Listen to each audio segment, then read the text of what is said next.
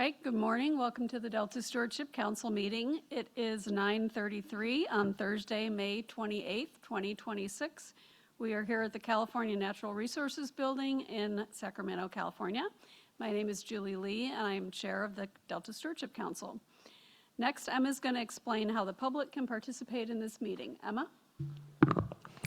If any member of the public is interested in providing public comment on any agenda item during today's meeting, please send an email to engage@deltacouncil.ca.gov as seen on the screen. Be sure to note a name and the agenda item that you wish to speak on. When called, the clerk will unmute you. Thanks, Emma. In accordance with our Bagley-Keene requirements, we will conduct a roll call of the council members to establish a quorum. Emma, can you lead us in a roll call for in-person council members?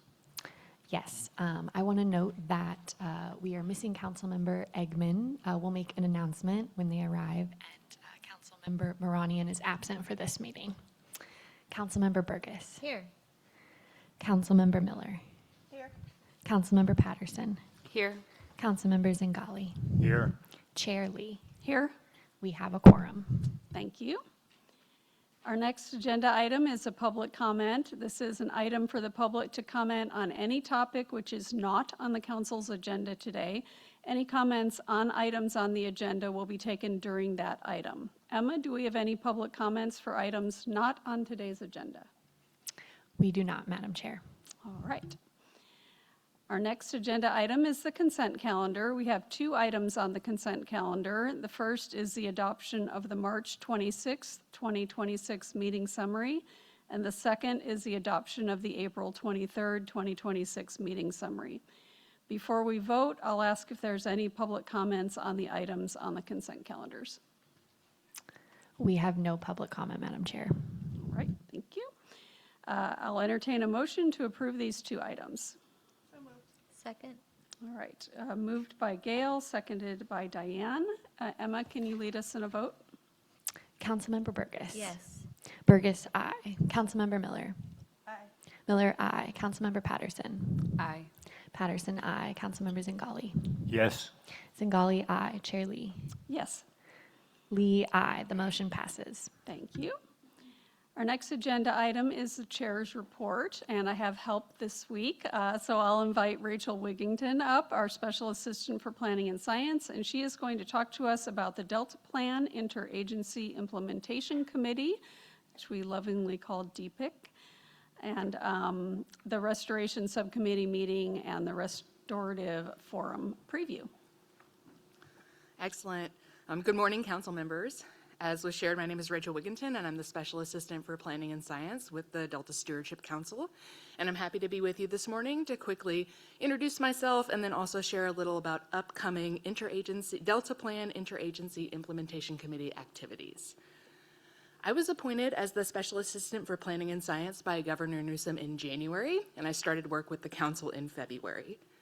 In this position, I'm responsible for facilitating the Delta Plan Interagency Implementation Committee and its subcommittees, overseeing the production of the annual Delta Crosscut Budget Report, and also supporting other planning and science-related activities within the council. I'm excited to bring my 17 years of experience working in the Bay Delta estuary to this position. Before coming to the council, I spent about 10 years as a researcher focused on wetland ecology, and then I started my state service, first at the San Francisco Bay Conservation and Development Commission, and then most recently at the Sacramento-San Joaquin Delta Conservancy.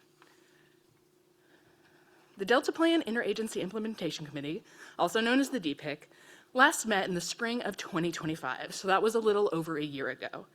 So as a reminder, the Delta Reform Act charged the council to establish and oversee a committee of agencies responsible for implementing the Delta Plan. The DPIC brings together 18 state and federal agencies, which you can see listed on this slide. So in 2022, the council adopted an amendment to the Delta Plan's 4th chapter, Protect, Restore, and Enhance the Delta's Ecosystems. Among the many important changes that came out of this amendment was the establishment of restoration targets of 60 to 80,000 acres of restored habitat within the Delta and Sassoon Marsh by 2050. To meet this target, The council recognized the need for an increase in collaboration and coordination among agencies working on restoration in the region. Thus, that Delta Plan amendment also recommended that the DPIC form a subcommittee to identify and implement strategies and reduce barriers to landscape scale restoration and also increase estuary-wide coordination. I'm happy to share that on June 18th, 2026, the Delta Plan Interagency Implementation Committee's Restoration Subcommittee will be holding 2 back-to-back events at the Bogle Family Vineyards in Clarksburg, a meeting of the Restoration Subcommittee, and then also the 4th Delta Restoration Forum. The goals of these 2 events are connected. So both events seek to build relationships among the numerous different actors across sectors who must all participate together to advance those regional restoration objectives. The subcommittee provides a venue for project proponents to give more detailed updates to regional leaders, and likewise for regional leaders to connect directly with those project proponents. The forum is a chance for government representatives across all levels, restoration practitioners, tribal representatives, and interested members of the public to connect more informally and to rapidly learn about the many different restoration projects that are happening within the Delta and Sassoon Marsh. By holding the subcommittee meeting and the forum on the same day, we're hoping to encourage crossover participation at the 2 events and increase those opportunities for relationship buildings across sectors in the restoration community. So for a little more detail about those 2 events, first, the Restoration Subcommittee will meet from 10:30 to 12:30, and the subcommittee members will begin by providing updates about the ongoing work at their agencies, and then hear several presentations highlighting diverse ecosystem restoration projects and related programs from across the Delta and Sassoon Marsh. For example, the Department of Water Resources will provide several updates on some of their large ongoing restoration projects, like Lookout Slough. Next, the 4th Delta Restoration Forum will run from 1:30 to 4. The forum series was established to create a dedicated space for communication and relationship building, which is also open to the public. Such spaces already existed for the scientists that were studying restoration, but there was no dedicated recurring space for all the regional actors who must coordinate to advance restoration to meet. And that is the major goal of this Restoration Forum series. The forum, which is co-hosted by the Delta Stewardship Council and the Delta Conservancy, will be held in an open house format featuring approximately 20 different restoration projects and programs from across the Delta and Sassoon Marsh. Forum participants will network, share information about projects at various stages of implementation and planning that are coming from local, state, and nonprofit actors. Projects will include invasive plant control efforts from county resource conservation districts, the Nature Conservancy's Bird Returns Program, future funding opportunities from the state, and many more project-specific updates. Finally, I'd like to share that the next full Delta Plan Interagency Implementation Committee meeting is in the works. I hope to be able to announce a fall date, location, and agenda to you all soon. So thanks so much for your time, and I'm happy to take any questions that you might have. Thanks, Rachel. Does anyone have any questions for Rachel? Diane? Well, you've been working hard. And it's really exciting. I think I'm looking forward to hopefully getting to participate. But I think when everybody can get together and see and compare notes and all of that, it's really valuable. And I'm looking forward to the fall meeting as well. Thank you. Thank you. Thanks. Anybody else? Thank you, Rachel.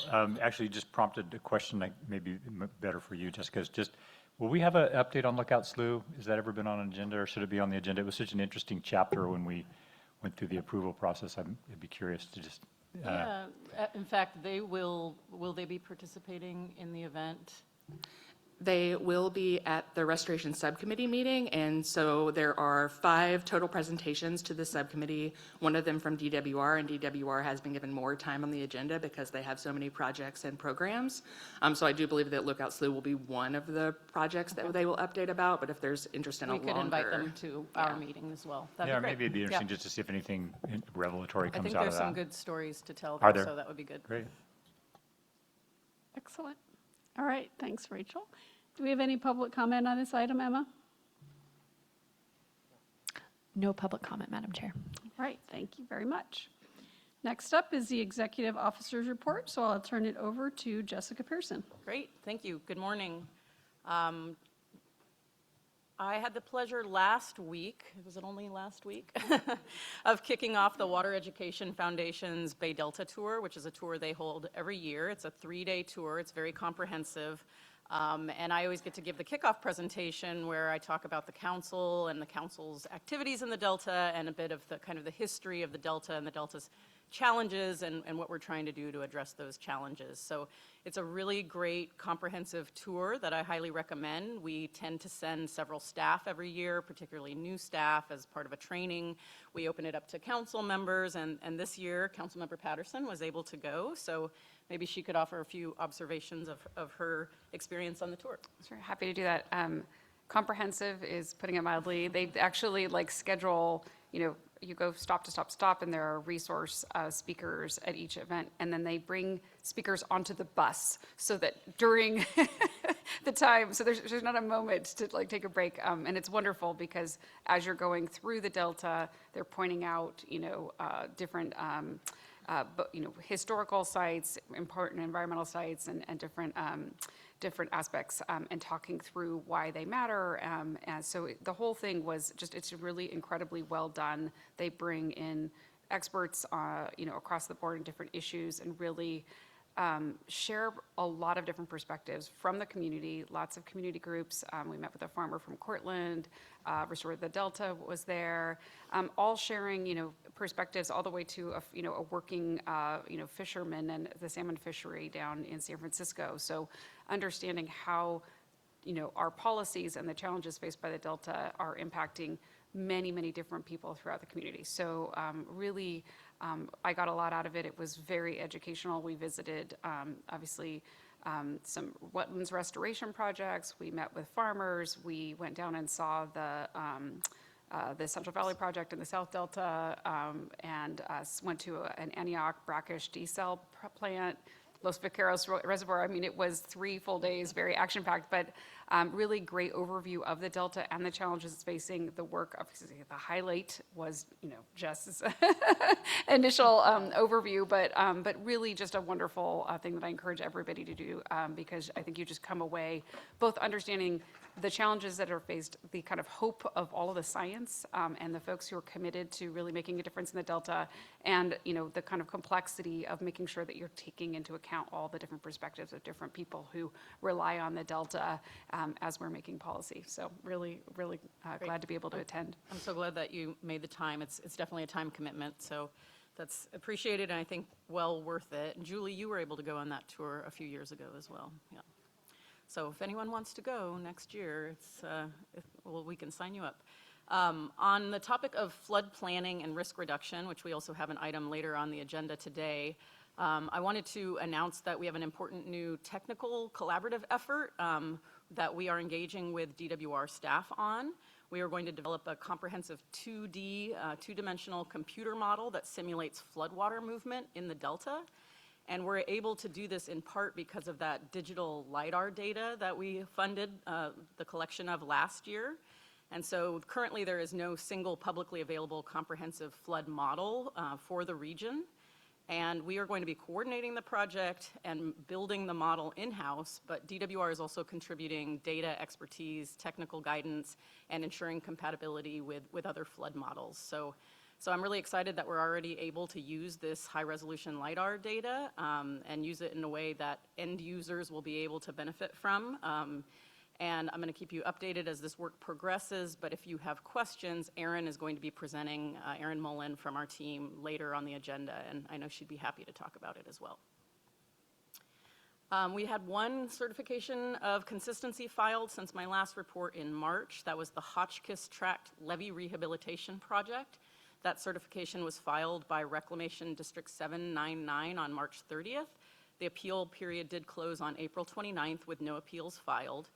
That reclamation district is located in the eastern portion of the city of Oakley in Contra Costa County. The project will rehabilitate and improve segments of the existing levee along Dutch Slough to achieve rural levee standards. So it's going to raise the levee, widen the levee, slope improvements, and construct a waterside tidal marsh bench. So notably, Hotchkiss Tract is identified in our Delta Levee investment strategy as a very high priority tract for levee improvements, so we like it when those get funded. And if anyone would like to get notifications of certifications of consistency as they are filed, please go to our website and sign up for our listserv. You can also email engage@deltacouncil.ca.gov and just ask to join our listserv. I'd like to announce 2 recent additions to our council team. We have Pauline Nakajawa, who has joined the council as our new accounting officer in the fiscal unit in our admin division. She brings her expertise in accounting, financial analysis, and state-level fiscal compliance. She previously worked at the Department of Justice, along with private sector and international accounting experience. So welcome to Pauline. I'd also like to welcome our new Justice, Equity, Diversion, and Inclusion fellow, Leonardo Leo Juberes, who I believe is here.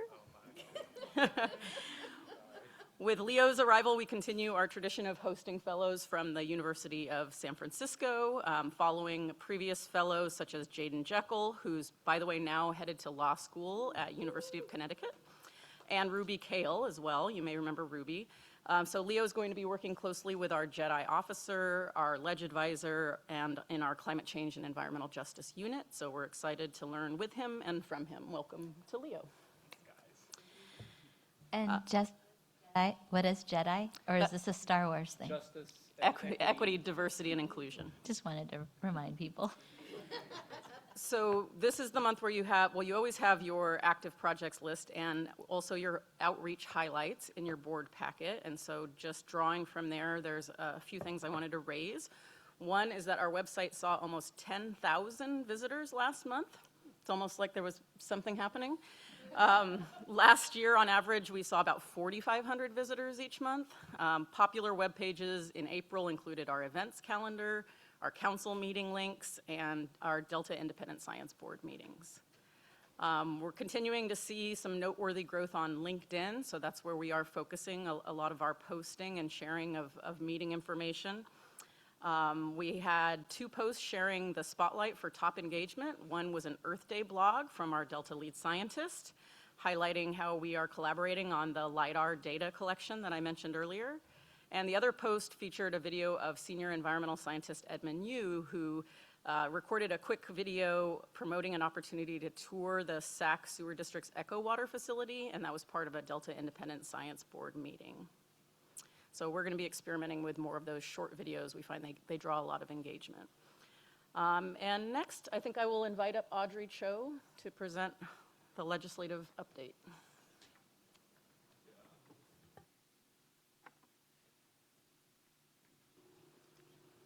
Good morning, council members. May has been very busy. Tomorrow is actually the last day for bills to cross over into their respective house, so from Assembly to Senate and vice versa. This is also budget season, so on May 14th, the governor released his May revision to the 2026 through 27 budget proposal. And so that's what I'll begin with once I get my slides up.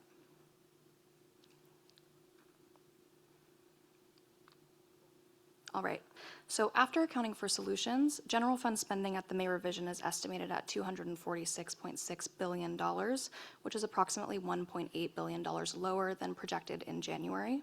The May revision does not propose any significant new ongoing funding, but instead aims to put funds into a surplus holding account and achieve a $0 structural deficit through July of 2028.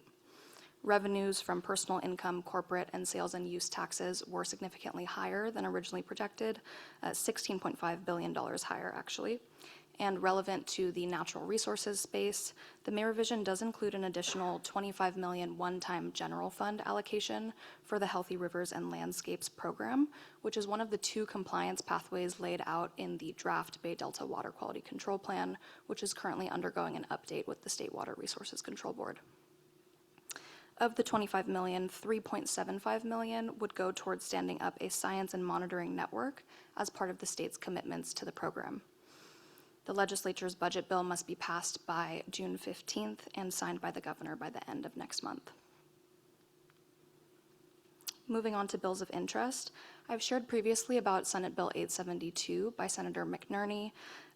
This originally directed $150 million annually to the Delta Conservancy for levee improvements and the same amount to the Department of Water Resources for subsidence repairs along the State Water Project. The bill was substantially amended about 2 weeks ago to make any funding for both causes subject to availability and appropriation. Most importantly, the bill would now require the Conservancy, in conjunction with the Council and DWR, to develop a 5-year spending plan for Delta levies by December 1, 2027. It would also require the Conservancy to develop an annual spending plan, which shall consider the Delta levies investment strategy. Another key element of the bill is a working group of Delta stakeholders, which would provide recommendations during the development of the Conservancy's annual spending plan. This bill recently passed to the Assembly and was referred to the Assembly Committee on Water, Parks, and Wildlife on Tuesday. Moving on to AB 2216 by Assemblymember Aguiar Curry. This bill would expand the bounds of the Delta Conservancy, renamed the Valley and Delta Conservancy, to encompass the full county lines of Yolo, Sacramento, San Joaquin, and Solano counties outside of the legal Delta and the Sassoon Marsh. This bill passed to the Senate on Tuesday, and future amendments are expected to expand the bill further to include Lake County and the remainder of Contra Costa County outside of the legal Delta boundary. And then we also have AB 2218 by Assemblymember Kalra. This bill would declare it California's policy to recognize and address water-related inequities inflicted upon California Native American tribes. Since I last spoke with you, the bill has been amended to specifically direct the Council, alongside many other state agencies, including the entire Natural Resources Agency and its departments, to implement this policy when addressing inequities through changes to policies, regulations, permits, grant criteria, and the like, and to also identify and offer financial assistance to tribes. This bill was ordered to the Senate yesterday. Moving on to bills to watch, AB 2215 by Assemblymember Calderon would extend the time period for several water rights permits held by the Department of Water Resources for the State Water Project until 2046. An extension would give the department more time to confirm the amount of water being put to beneficial use under those water rights. This bill is sponsored by the state water contractors and was ordered to the Senate yesterday. Moving to the federal space, the presidential budget request for 2027 was released in early April, with individual requests from agencies following shortly after. These requests informed discussion in the Commerce, Justice, Science, Energy, Water, and Interior Environment subcommittees as they prepare their appropriations bills. A few proposed cuts that we saw last year that have since resurfaced include a $30 million cut to the National Park Service's Heritage Partnership Program. This program funds the national heritage areas. A $473 million cut to the National Oceanic Atmospheric Administration's Office of Oceanic and Atmospheric Research, and then an $80 million cut to the National Sea Grant College Program, and then a $294 million cut to the U.S. Geological Survey's Ecosystems Mission Area. So these are a few items that I'll be keeping an eye on, but as we saw a few months ago, many of these proposed cuts were not in the end implemented by Congress, or cuts were far less extensive than originally proposed. In terms of federal policy to watch, the Accelerating Demonstration Approaches for Protecting Transportation, or ADAPT Assets Act, was introduced earlier this month by Congressmen Garamendi and Thompson, and it would establish a grant program providing $2 billion annually over 5 years for up to 10 large-scale demonstration projects, which would increase climate change resilience of transportation infrastructure and enhance habitat. This bill was introduced earlier this month and has been referred to the House Committee on Transportation and Infrastructure. Last week, Senators Schiff and Padilla introduced the Golden Mussel Eradication and Control Act of 2026. If this sounds familiar, it's because it's the companion bill to H.R. 3717, introduced last year by Representative Josh Harder, which I brought to you all. Both bills would, if passed, establish a task force of state and local entities, require them to develop management guidelines. It would authorize $15 million per year in grant funding over the next 4 years, and create a demonstration program in the Delta for golden mussel, including rapid response, research, prevention, and monitoring. And then lastly, Congressman Jim Costa recently announced $131 million in federal funding for water infrastructure improvements in the San Joaquin Valley, specifically upgrades to the Friant-Kern Canal and O'Neill Pumping Plant to combat subsidence. Funding was secured through the Bipartisan Infrastructure Law and Inflation Reduction Act. And that concludes my report, and I'm happy to take any questions. Thanks, Audrey. Any questions? Gail? Just, do we take positions on bills?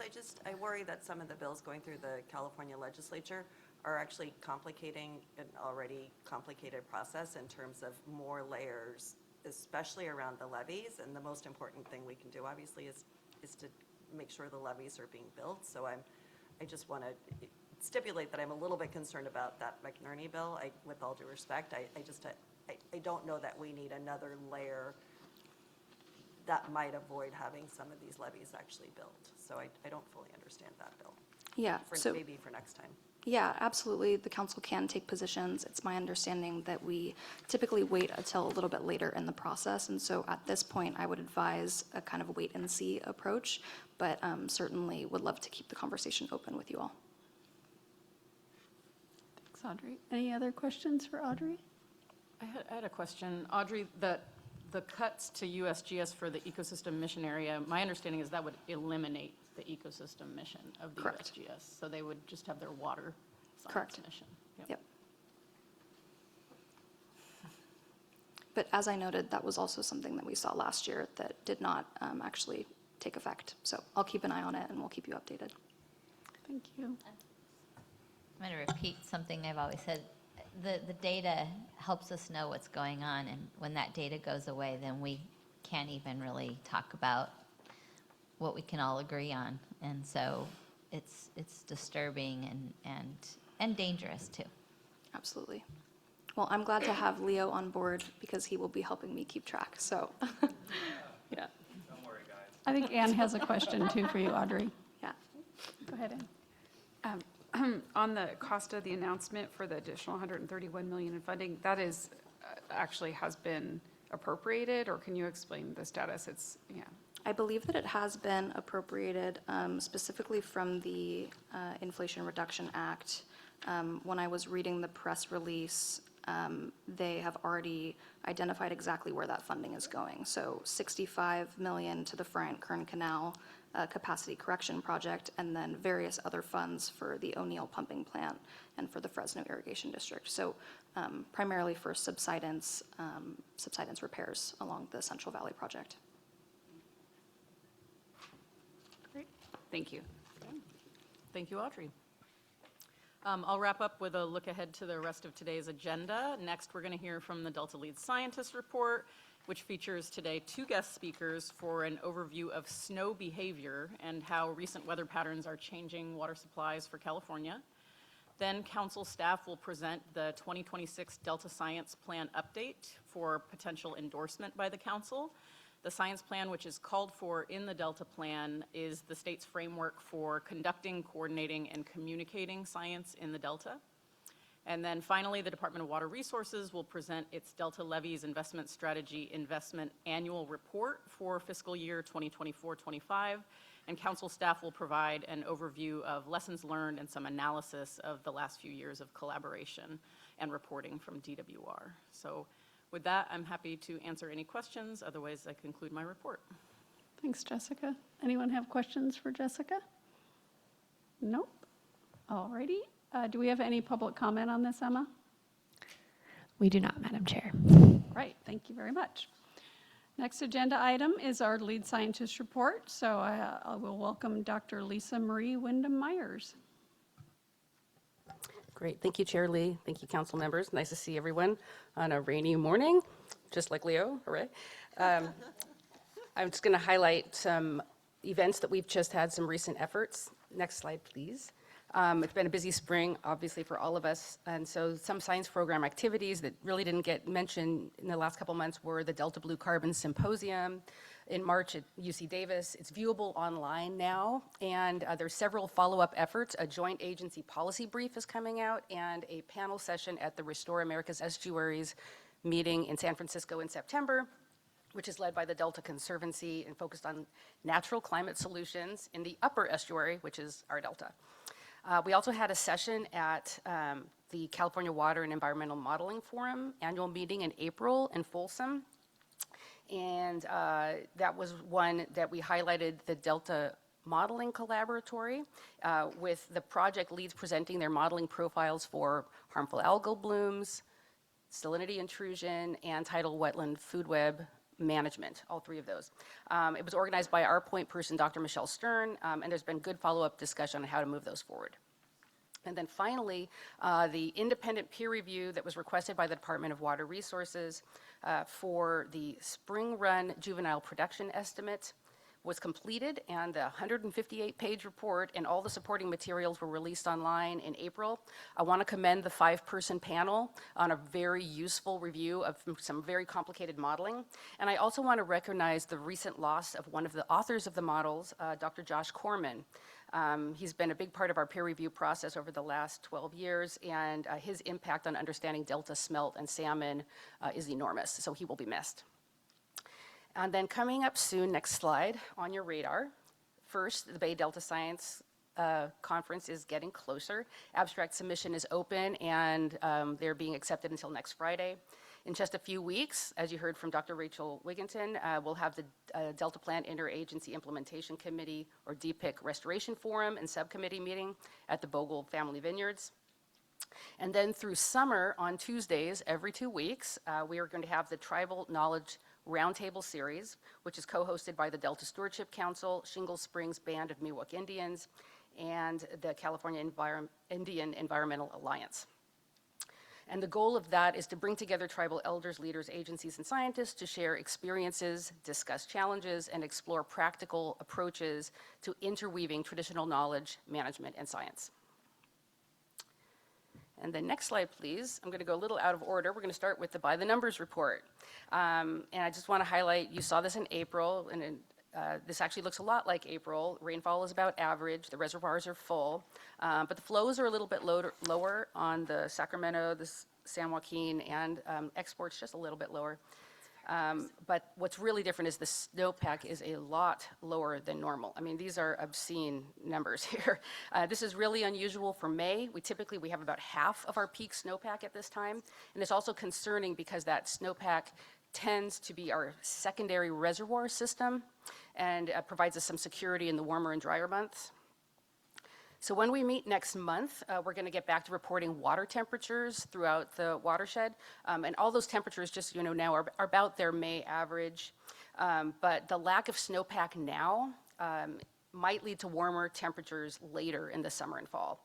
So we're going to focus today on snowpack and what its impacts might be, the loss of snowpack. And I'm going to invite our 2 guest speakers to come to the dais now to provide more insight on snow behavior, projections, and impacts for this year and then future years with warming climates.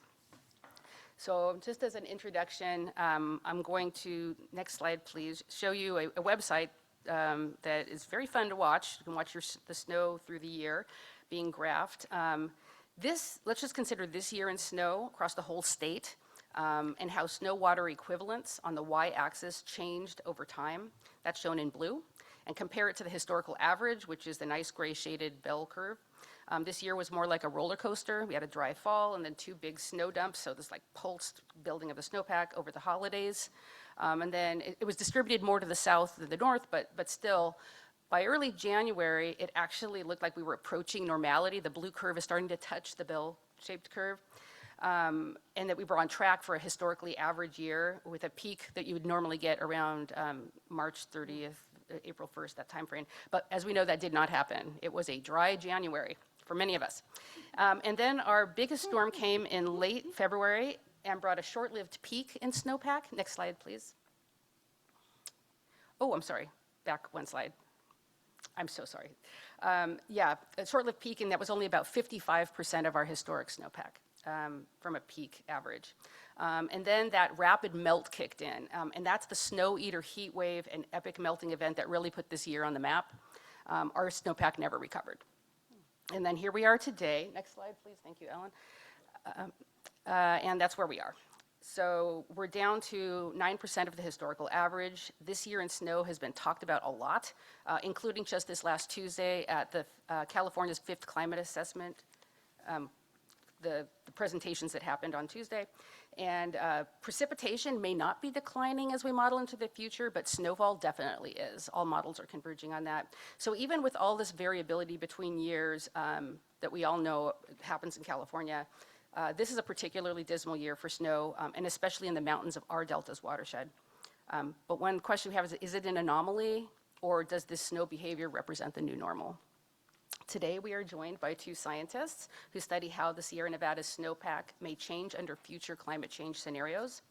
They look at both impacts and trends with details at smaller watershed scales and across the whole West. So we're highlighting a study that they just published in 2025 in the journal Environmental Research Water. It's a paper that also included Independent Science Board member Dr. Ana Michalak. And so first, Dr. Arady Beltran-Pena, with affiliations at UC Berkeley, Lawrence Berkeley National Lab, Stanford's Dorr School of Sustainability, and now she is the Climate and Catastrophe Risk Mitigation Specialist for the California Department of Insurance. She's going to describe her modeling work in that paper, which predicts changes to and impacts of the timing and magnitude of snowmelt under future climate change. In particular, a warmer climate may widen gaps between available water supply and agricultural demand in most of our Delta-relevant watersheds. And then we also have the second author on that paper, Dr. Alan Rhodes, a hydroclimate research scientist at Lawrence Berkeley National Labs and a presenter at the Independent Science Board's Emerging Climate Symposium last fall, as well as a co-author of last year's State of the Bay Delta Science Report on Atmospheric Rivers. He will describe the changes in snow behavior, so things like timing, texture, temperature responses, the changes that we expect to see under warming here and in the West. And then he'll also lay out potential pathways for the state to adapt. So with that, I will turn the microphones over to Arady and Ellen. Thank you.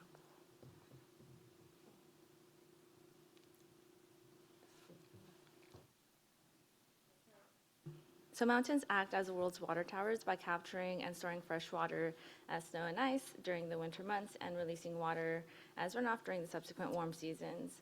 53% of the runoff in the western United States originates as snowpack. The Sierra Nevada snowpack acts as the primary water source for California State Water Project and the Federal Central Valley Project, which are coordinated multi-purpose water storage and delivery systems that supply water to farms, households, businesses, and the environment, while also providing flood control and recreational benefits. The flow from water from snowmelt also supports hydroelectric power generation, which makes up approximately 12% of California's electricity generation.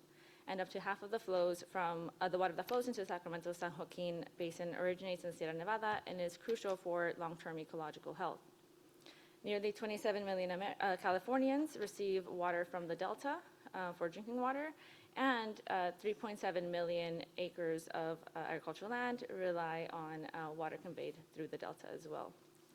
And California is the nation's largest agricultural producer and exporter, growing over 400 commodities, supplying more than half of the country's vegetables and 3/4 of the country's fruit and nuts. And so this map shows the basins that we included in our study, the Sacramento, San Joaquin, and the Tulare basins. And according to the California Department of Water Resources, on average from 1998 to 2022, the water was used in the Sacramento Basin, as an example, for in-stream flow, the wild and scenic rivers, urban uses, required delta outflow, managed wetlands, and irrigated agriculture. And across all 3 basins, one pattern is clear: irrigated agriculture is the primary water consumer, accounting for 37% of water use in the Sacramento Basin, 66% in the San Joaquin Basin, and 83% in the Tulare Basins. And so why is this important? As I mentioned, California grows nearly half of the country's vegetables and over 3/4 of its fruit and nuts. We also produce 32% of all U.S. organic production and support 1.2 million jobs. California is also a key player in agricultural international trade.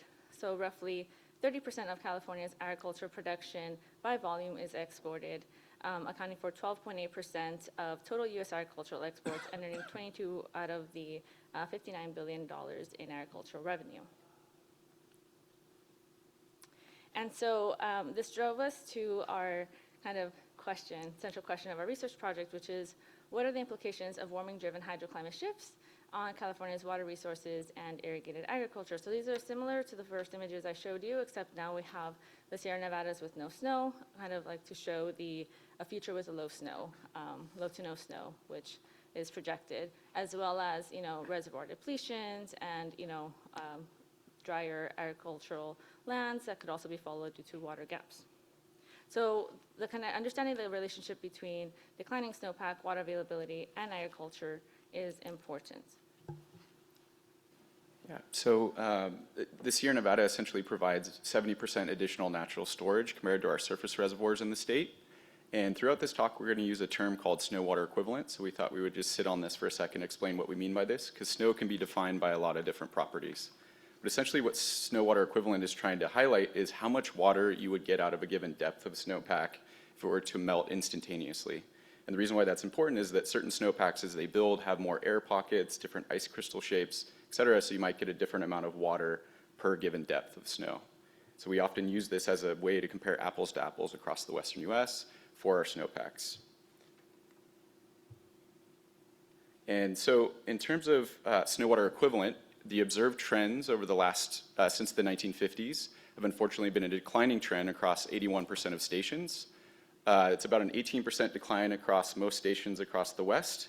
And we observe this decline usually around April 1st, as Lisa Marie was highlighting, because that's traditionally when we think the peak timing of snowpack is occurring, although that is shifting earlier in the year as we continue to warm.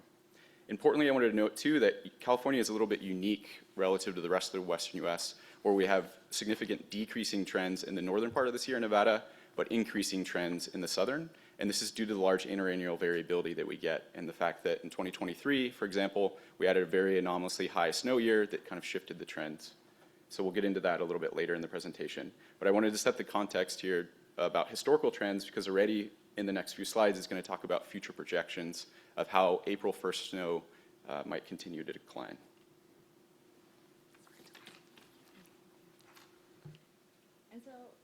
So this figure shows April 1st snow water equivalent, which Alan just described, on the top panel, and peak snow water equivalent on the bottom panel for the north, central, and southern Sierra Nevada. As you can see in the inset map above, these are the regions we're looking at now, under historical conditions, as well as the 1.5 and 2 and 3 degree of warming scenarios.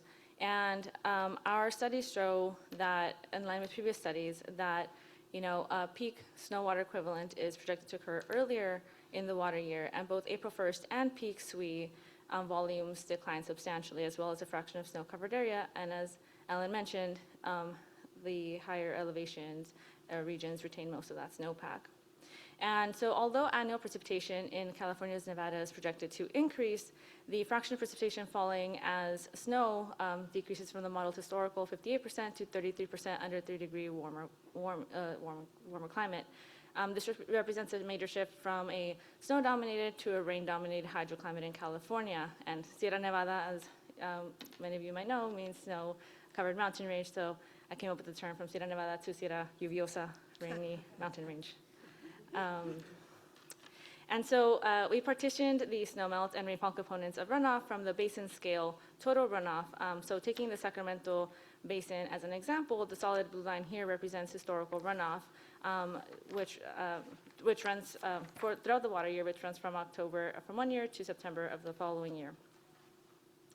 So here you can see a striking striking increase in rainfall runoff under the 3 degree warmer scenario, the dashed blue line, in the Sacramento Basin, with the peak shifting to later in the water year, followed by then a sharp decline.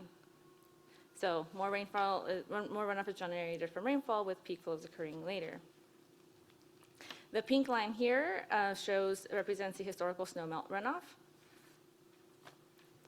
And the dashed pink line here represents the snowmelt runoff under a 3-degree warmer climate. And here we can see that snowmelt-derived runoff declines with peak flows occurring earlier, and also the runoff contribution to, the snowmelt contribution to runoff also stops a month earlier. And so it becomes a fall runoff dominated system. And this is important because in a combined snow and a rain dominated system, only a portion of the water is delivered as immediate runoff, while snowfall accumulates into snowpack, acting as a natural reservoir, and then eventually water is released as snow melts and also percolates into the subsurface. Whereas in a rainfall dominated system, most of that water availability occurs within days. And so this green area here represents the irrigation and water consumption. And so despite the increased rainfall runoff, shifts in runoff, as you can see here, reduce summer water availability when irrigation demand is highest. So after accounting for environmental flow requirements, we assess the extent to which irrigation water consumed each month could be met by snowmelt and rainfall runoff. And so we defined a water gap as a portion of irrigation water that cannot be met by either rainfall runoff or snowmelt runoff.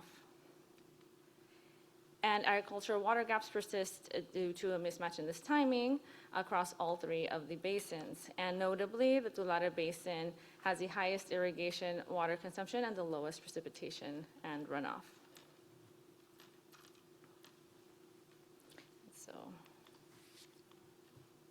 And so overall, under a 3-degree warmer scenario, the Tulare Basin experiences the largest total water gap, with the most months experiencing water gaps, followed by the Joaquin Basin, and then the Sacramento Basin experiences the smallest water gap, and also is impacted by water gaps the least within the summer months. And in June, that water gap increases, for example, in the Joaquin Basin, from 29 to 78% of irrigation demand, and the ability of snowmelt to meet that demand decreases from 53% to just 5% in the San Joaquin Basin. In the Tulare Basin, historically the water gap begins in June, and then under 3-degree warmer scenario, it emerges actually a month earlier in May. And so overall, we assess the potential for rainfall and snowmelt runoff to meet irrigation water consumption in 3 agriculturally critical agricultural basins in California under climate change. And our results show that surplus runoff from the wet season could help alleviate summer water shortages if stored effectively. However, without enough water storage, a lot of that excess water will be lost as runoff and unable to compensate for snowmelt loss. So meeting irrigation water demand as well as demand for other uses is a challenge of the state.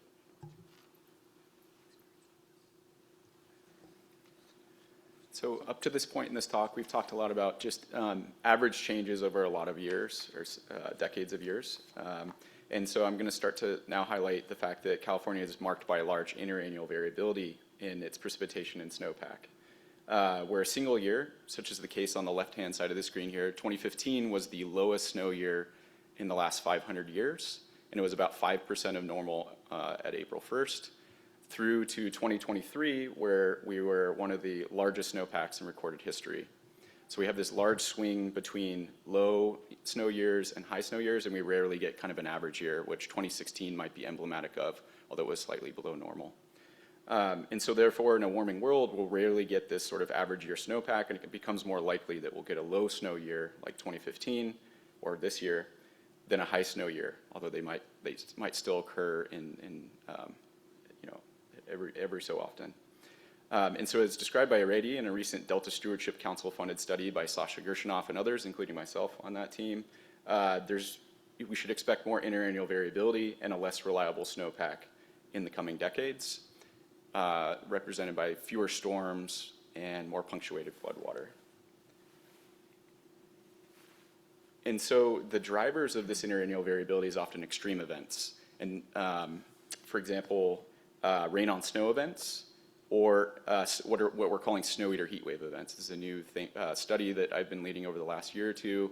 Areti is also a co-author on that study, and we're trying to raise awareness about this, so I'll talk a little bit about it. And this event occurred in March of this year, and it's why we had that roller coaster year that Lisa Marie was talking about in terms of snow.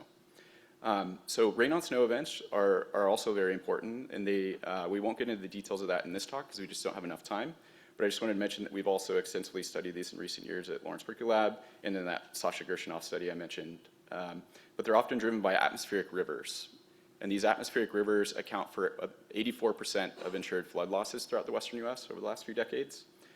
And these rain on snow events occur because the atmospheric rivers are relatively warm storms, so they bring the freezing levels in the Sierra Nevada abnormally high, creates windy warm conditions that promote the erasure of what we call cold content.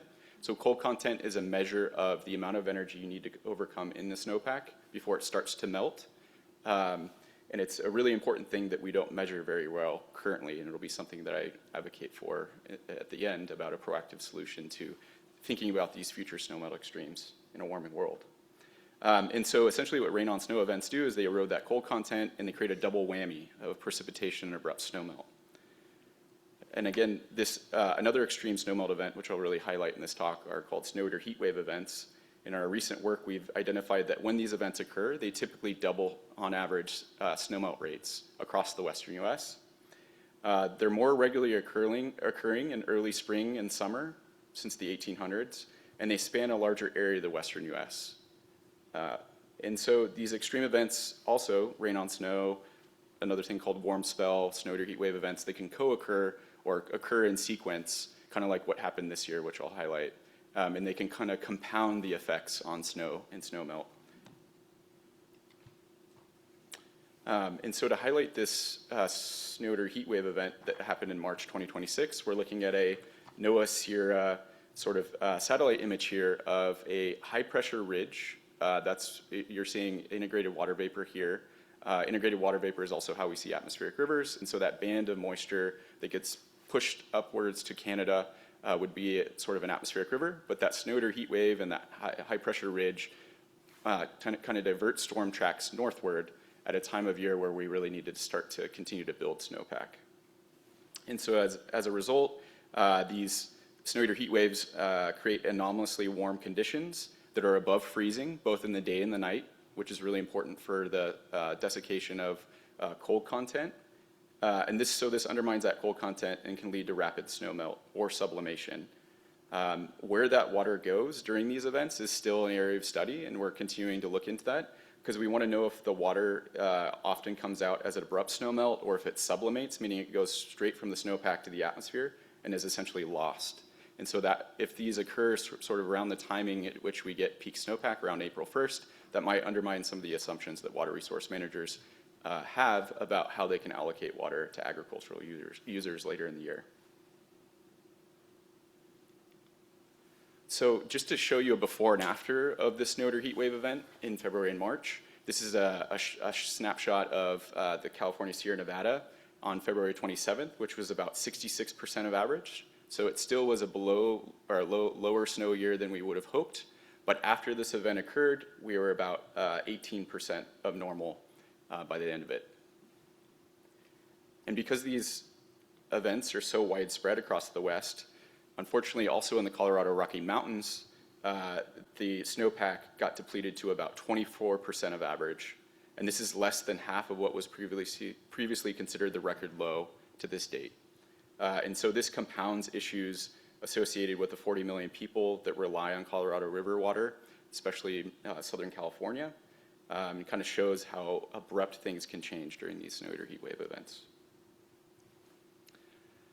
And so we really think that water year 2026 could be an object lesson for the next few decades, because we essentially had at or near normal precipitation, in some places above normal precipitation, but we had extremely anomalously high temperatures, as shown in this plot provided by the California Water Watch, where throughout much of the Sierra Nevada, we were greater than 2 degrees Fahrenheit above normal.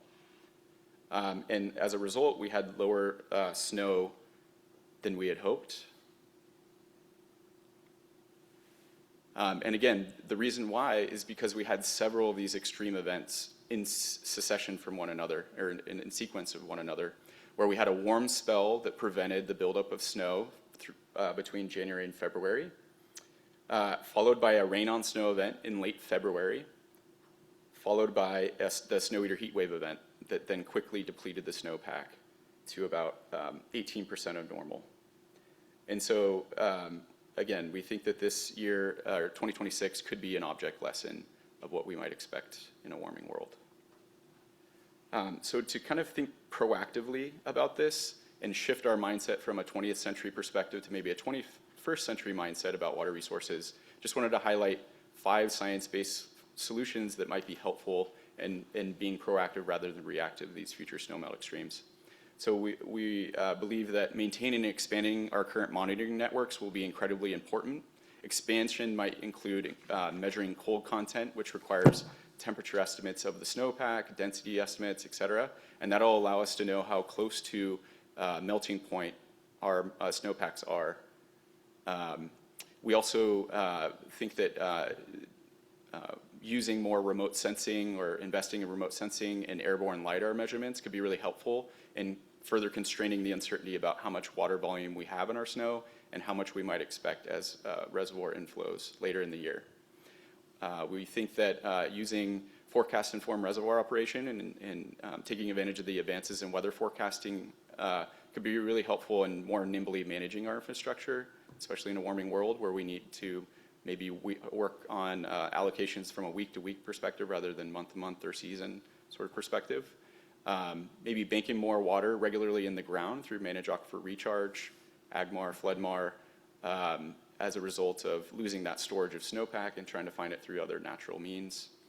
And thinking about how we more efficiently utilize water and generate quote-unquote new water. So things like direct potable reuse, and there's projects at Lawrence Berkeley Lab through the NAWI project looking into how to do direct potable reuse, desalination, et cetera. So kind of a buckshot approach to offsetting some of the snow loss we might have in the future.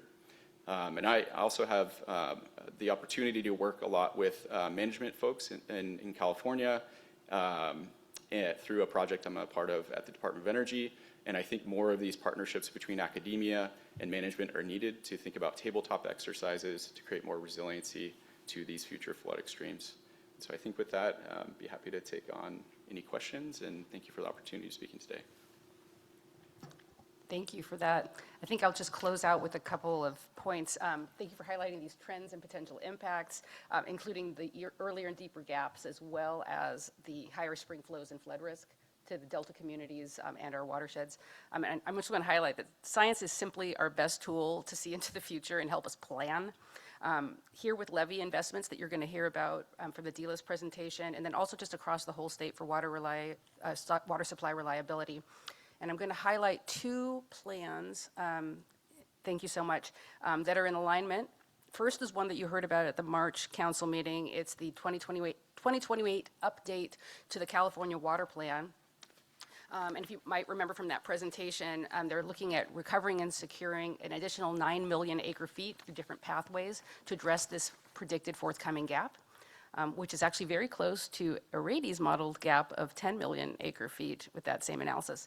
And again, that came from the 2023 State Water Project Delivery Capability Report, which is projecting a 23% decrease in delivery in the next 20 years.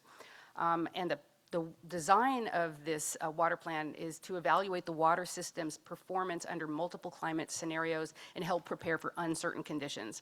They're prioritizing adaptive management to allow for adjusting actions as conditions change or new information emerges. And so what we've learned as a community is that average years are rare, and so planning for these middle-of-the-road conditions really doesn't help very much. And the water plan has people from our staff, cross-agency effort. They just had their technical advisory committee meeting last week. And then secondly, I want to highlight the updated 2026 community-developed Delta Science Plan that we've led to catalyze collective action and improve the relevance and representation of the science enterprise for critical decision-making. The 2026 update that you're going to hear about in the next agenda item has a focus on improving science to inform water management. And this includes strengthening modeling, monitoring, and decision support tools. It recommends horizon scanning, which is a systematic search for early indicators of potential future challenges. Monitoring is needed to detect early signals. And these emerging signals could be things like snow behavior or invasive species or new contaminants. And then the modeling is needed to evaluate the likelihood and magnitude of future impacts, and also to identify action opportunities to avoid tipping points. So I'm going to switch now to I'll open up the floor to questions for our speakers, and then I'm going to close with my own horizon scan that I just took out the side of an airplane. I have lots of good ones. Next slide, please. But this is Mammoth Mountain Ski Area on Saturday. It's just an example of our snow drought. And in the distance is the Ansel Adams Wilderness, which is the headwaters of the San Joaquin. And there's just not a lot of snow on the ground in all those mountain meadows that recharge our groundwaters and cool our streams. So it's going to be a concerning year for the Delta, even if we don't get hit by the super El Nino that everyone's predicting. But there's a lot to learn this year, and I think Alan made that point, that we're going to have to pay attention to this year to think into the future. And I'm happy for us all to take questions. Great. Thank you. Thank you. Thank you so much for that presentation. That was really valuable. I'm sure our members have some questions for you. Daniel, did you have a question? So many questions. So interesting. Thank you. So I really appreciated the proactive list, but I also noticed it's not a preventive list. It's more monitor and react. Is that because that's out of your purview? Or have you given up on stopping climate change? I mean, you guys are scientists, so I'm sure you have some thoughts about how we could avoid getting into this, but is there a reason why it's proactive but not preventive? Yeah, good question. I definitely believe that mitigation is also needed, right? And that's probably one of our best bang for your buck solutions. But we also want to make sure that we adapt to future conditions if that mitigation doesn't actually occur. Yeah. So it's sort of hedging our bets. Yeah. If it doesn't happen.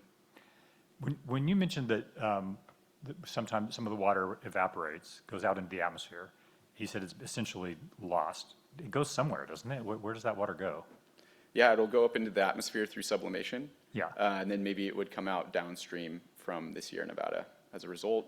But it also depends on how the storm systems might play out as well, and if that actually gets caught up in an atmospheric river or some other storm event later in the year. So lost could mean that water goes someplace besides California. Is that what you mean?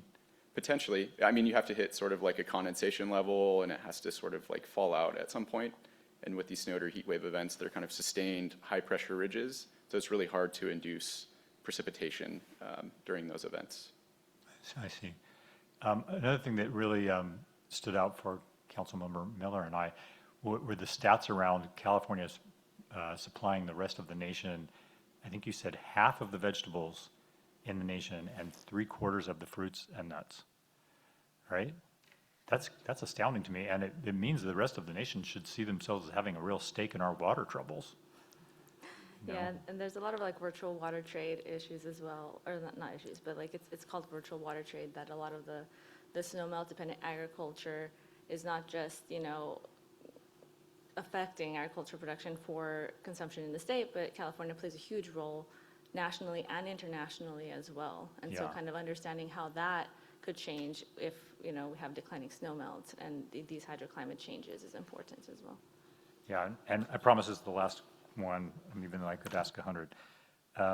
Related to that, on the Sacramento water use, the fact that urban is only 4%, is that what it says? And agriculture is 37 also just really shocked me. Like that 4% is everything urban. That's this downtown area we're in, that's golf courses, that's basically people besides outside of agriculture. I believe so. Those data are from the California Department of Water Resources. And it's important to note, too, that water use changes depending on if it's a wet year or a dry year. Those are just averages over the time that they have, just kind of paint a picture. But the water use during a dry year and how they're allocated also changes. And, if there's more water, like there's more water for different things and stuff like that, yeah. And also, the Sacramento Basin is the only one that has the huge component of the water goes into the delta, and so that's important also to take into account. And a higher percentage for agriculture here than in a lot of places, I suppose, in more urban centers. Yeah. And so there's a couple of, let's see.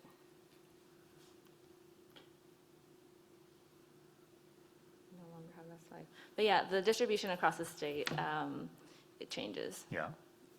Thank you And I both can very share much. that with you after. Yeah, thanks. I would appreciate that. Thank you. Ann? Oh, yes, Eggman. I just wanted to, two things. One, to the council members who are amazed about how much percentage that we grow. And California also grows almost exclusively all the different varieties. The other states really are soybeans and corn, but you want to talk fruits, nuts, artichokes, asparagus, all of those kinds of things is California. We have all Some of which are big water consumers, right? So if we were more efficient with our water and agriculture, we probably would take a lot of variety off the shelves in places. Well, some would argue that the amount of almonds that we grow For example. are not really to feed Californians or even the United States, but they're most exclusively shipped overseas, and they are the biggest water users in the ag industry. Yep. I have noticed already that the deep water channel about where I live is already showing algae blooms. So is that because of the lack of snow for this year that our water is already heating up, and we're already seeing algae blooms that we don't usually see this early in the season?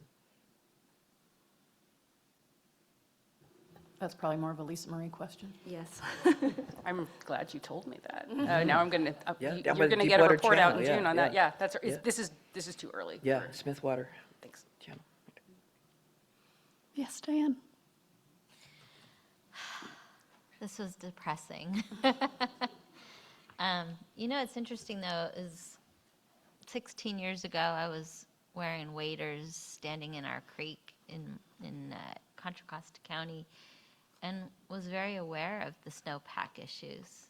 As a little girl, my family had a cabin on the American River, and what I remembered is that we couldn't go into the river at the beginning of the summer because the water was so high and so cold.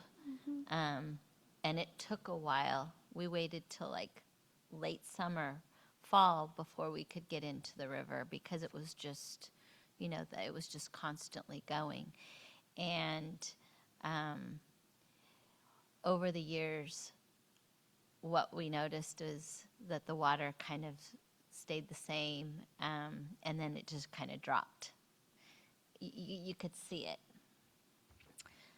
So a lot of the monitoring that you've been talking about is actually part of what Audrey was talking about as being threatened as far as some of that data. Is that correct? That's correct, yeah. Yeah. And, you just said science is really important for us to be able to monitor this. So I just want to point that out. So let's see. We have this natural storage, and I'm glad you talked about the Colorado River because it's the same story. I think this also is a case for needing more storage, and you talked about all the different things. And then you talked about the weather patterns changing as well, and so you're seeing precipitation in places that weren't always traditionally where they would have it. And that's what you were talking about with the new normal. And so I think this is a case for us to make sure that there's more storage and that there's more of that paid attention to. Also alternative water supplies like desal and all of that. But the interesting thing is we're talking about water supply and all of those things, but it's also, as you spoke about harmful algae blooms, it's what's the impact on our salmon population when the temperature gets warm too fast and our juvenile salmon, it's not the right it's not the right environment. So this is an issue that we need to do. And Daniel, you're right. A lot of folks still don't want to talk about climate change as if it's real, and so there's not a lot of acknowledge that. And I worry that some of this data that's not going to be funded possibly someday will actually help hide what's happening. So I appreciate this. I think this is really important for people to know. And I do think that we need to look at ways to be able to capture the water where people need it. I think the snowpack is diminishing, and that is our new normal, and we need to figure out a way to deal with it, and we need to figure out a way to turn this boat around if we can. Councilmember Pedersen. Yeah, thank you so much. This was incredibly interesting, so really appreciate the presentation. The slide that struck me was on the Sacramento Basin, the amount of additional precipitation in the form of rain that we're going to see. It's like, I mean, it's not double, but it's like a third again as much. Like, how do you think about, flood risk when you're getting that much more precipitation? Or maybe this massive, new high mountain is not as scary as it actually looks, but I was struck by that in addition to, I mean, obviously a lot of our reservoirs in California, we're using them to store water for irrigation, but we're also using them for flood control. And the management challenge when you have to worry about these rain on snow events or snow eater events, and how they manage for having capacity to handle floodwaters at the same time they're trying to balance the need to keep that water for irrigation.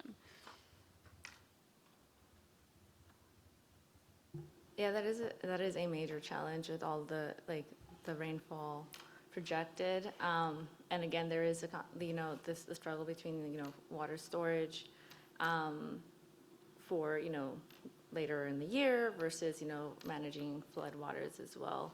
And I think that's where forecast informed reservoir operations is starting to come into play, and a lot of work is being done there to kind of help the reservoir management kind of come up, the reservoirs be managed in the way that reflects, changing conditions in the state.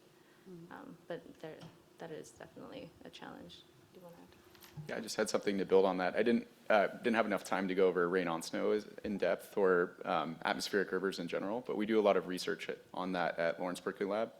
And one thing that's notable is that already historically these events usually produce about 40 are already occurring at or near freezing when they're producing their precipitation. So any increase by 1 degree, 2 degree, 3 degree above freezing, right, will make that much more rain come out during these storms. Another thing that we're seeing is that the models are saying that we might get more atmospheric rivers that come in clusters in tight sequencing.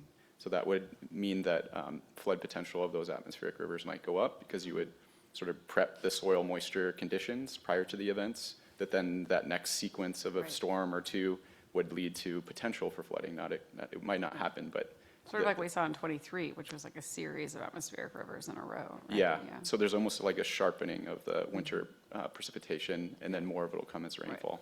Yeah. Which further increases the challenge for storing that water for the summer because you can only put so much water in a reservoir. So groundwater recharge becomes like incredibly important for the management going forward. And then you have to figure out how to get that water through the delta if you're trying to store it upstream. Yes.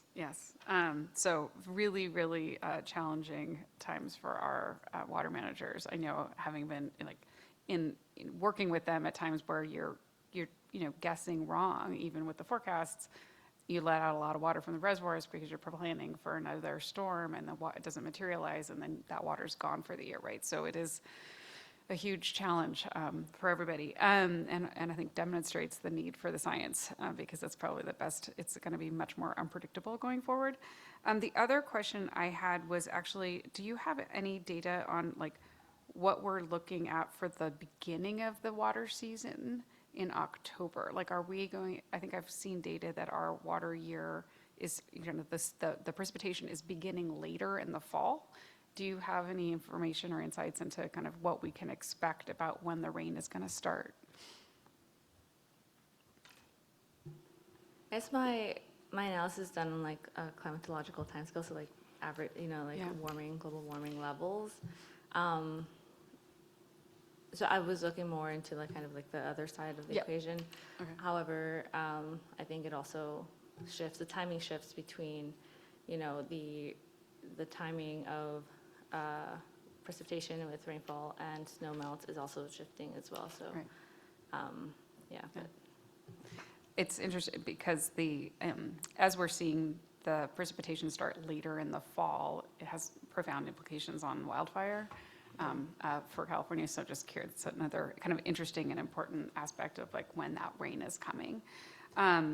And then the last part, I was also struck by the 4%. This is more of a comment, but in the Sacramento basin, that only 4% is urban, kind of shows maybe the limitations. I know you guys spoke about desal, and obviously conservation has been a huge thing in California, and I think we've made a lot of progress. But if you're taking the 4%, to 3.5%, it's not actually moving the needle like necessarily on the broader, So I don't know if you guys want to. That's a little bit of a comment, but also a question when you're thinking about things like, new water from recycling or desal. Like that's probably not water that's being used for agricultural use because it's awfully expensive water. May I say something? Yeah, please. There's a lot of the smaller desal projects going on in the Central Valley where that ground is so salinated out down there, salinity. To me, it makes more sense to have the smaller desal to be used in the agricultural areas rather than drinking water. It's just cost prohibitive, I think, for drinking Interesting. water. Okay, that's helpful.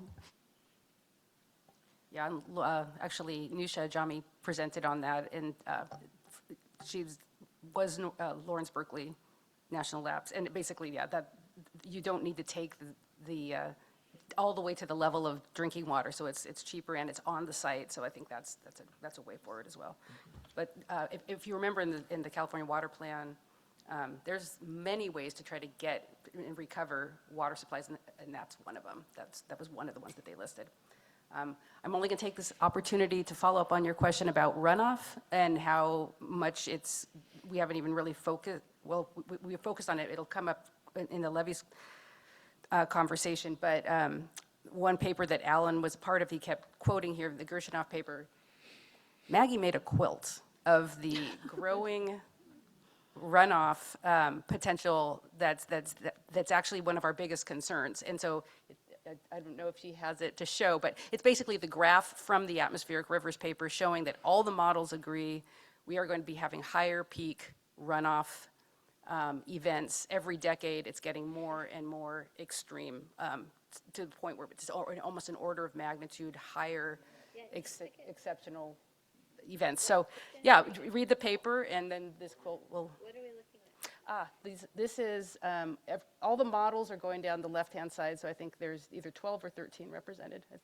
And then across the bottom is basically from the 1950s down up to 2100. And you're basically seeing that all the models are going from a historic level of rainfall runoff to, in the red colors, greater amounts of rainfall runoff, the peak volumes. So these extreme events, the timing, the locations, it's not just an average, it's these peaks that are growing. Maggie, you made the quilt, so anything else to say?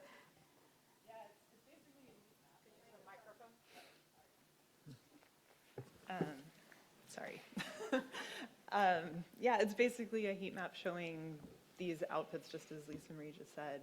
And while there's variation across these 13 models, they show a clear trend towards more red on this side of the quilt, which means in our future we're going to have more extreme runoff events happening, even if we have some variation over what the models are predicting. I love this. That is a breakthrough communications device.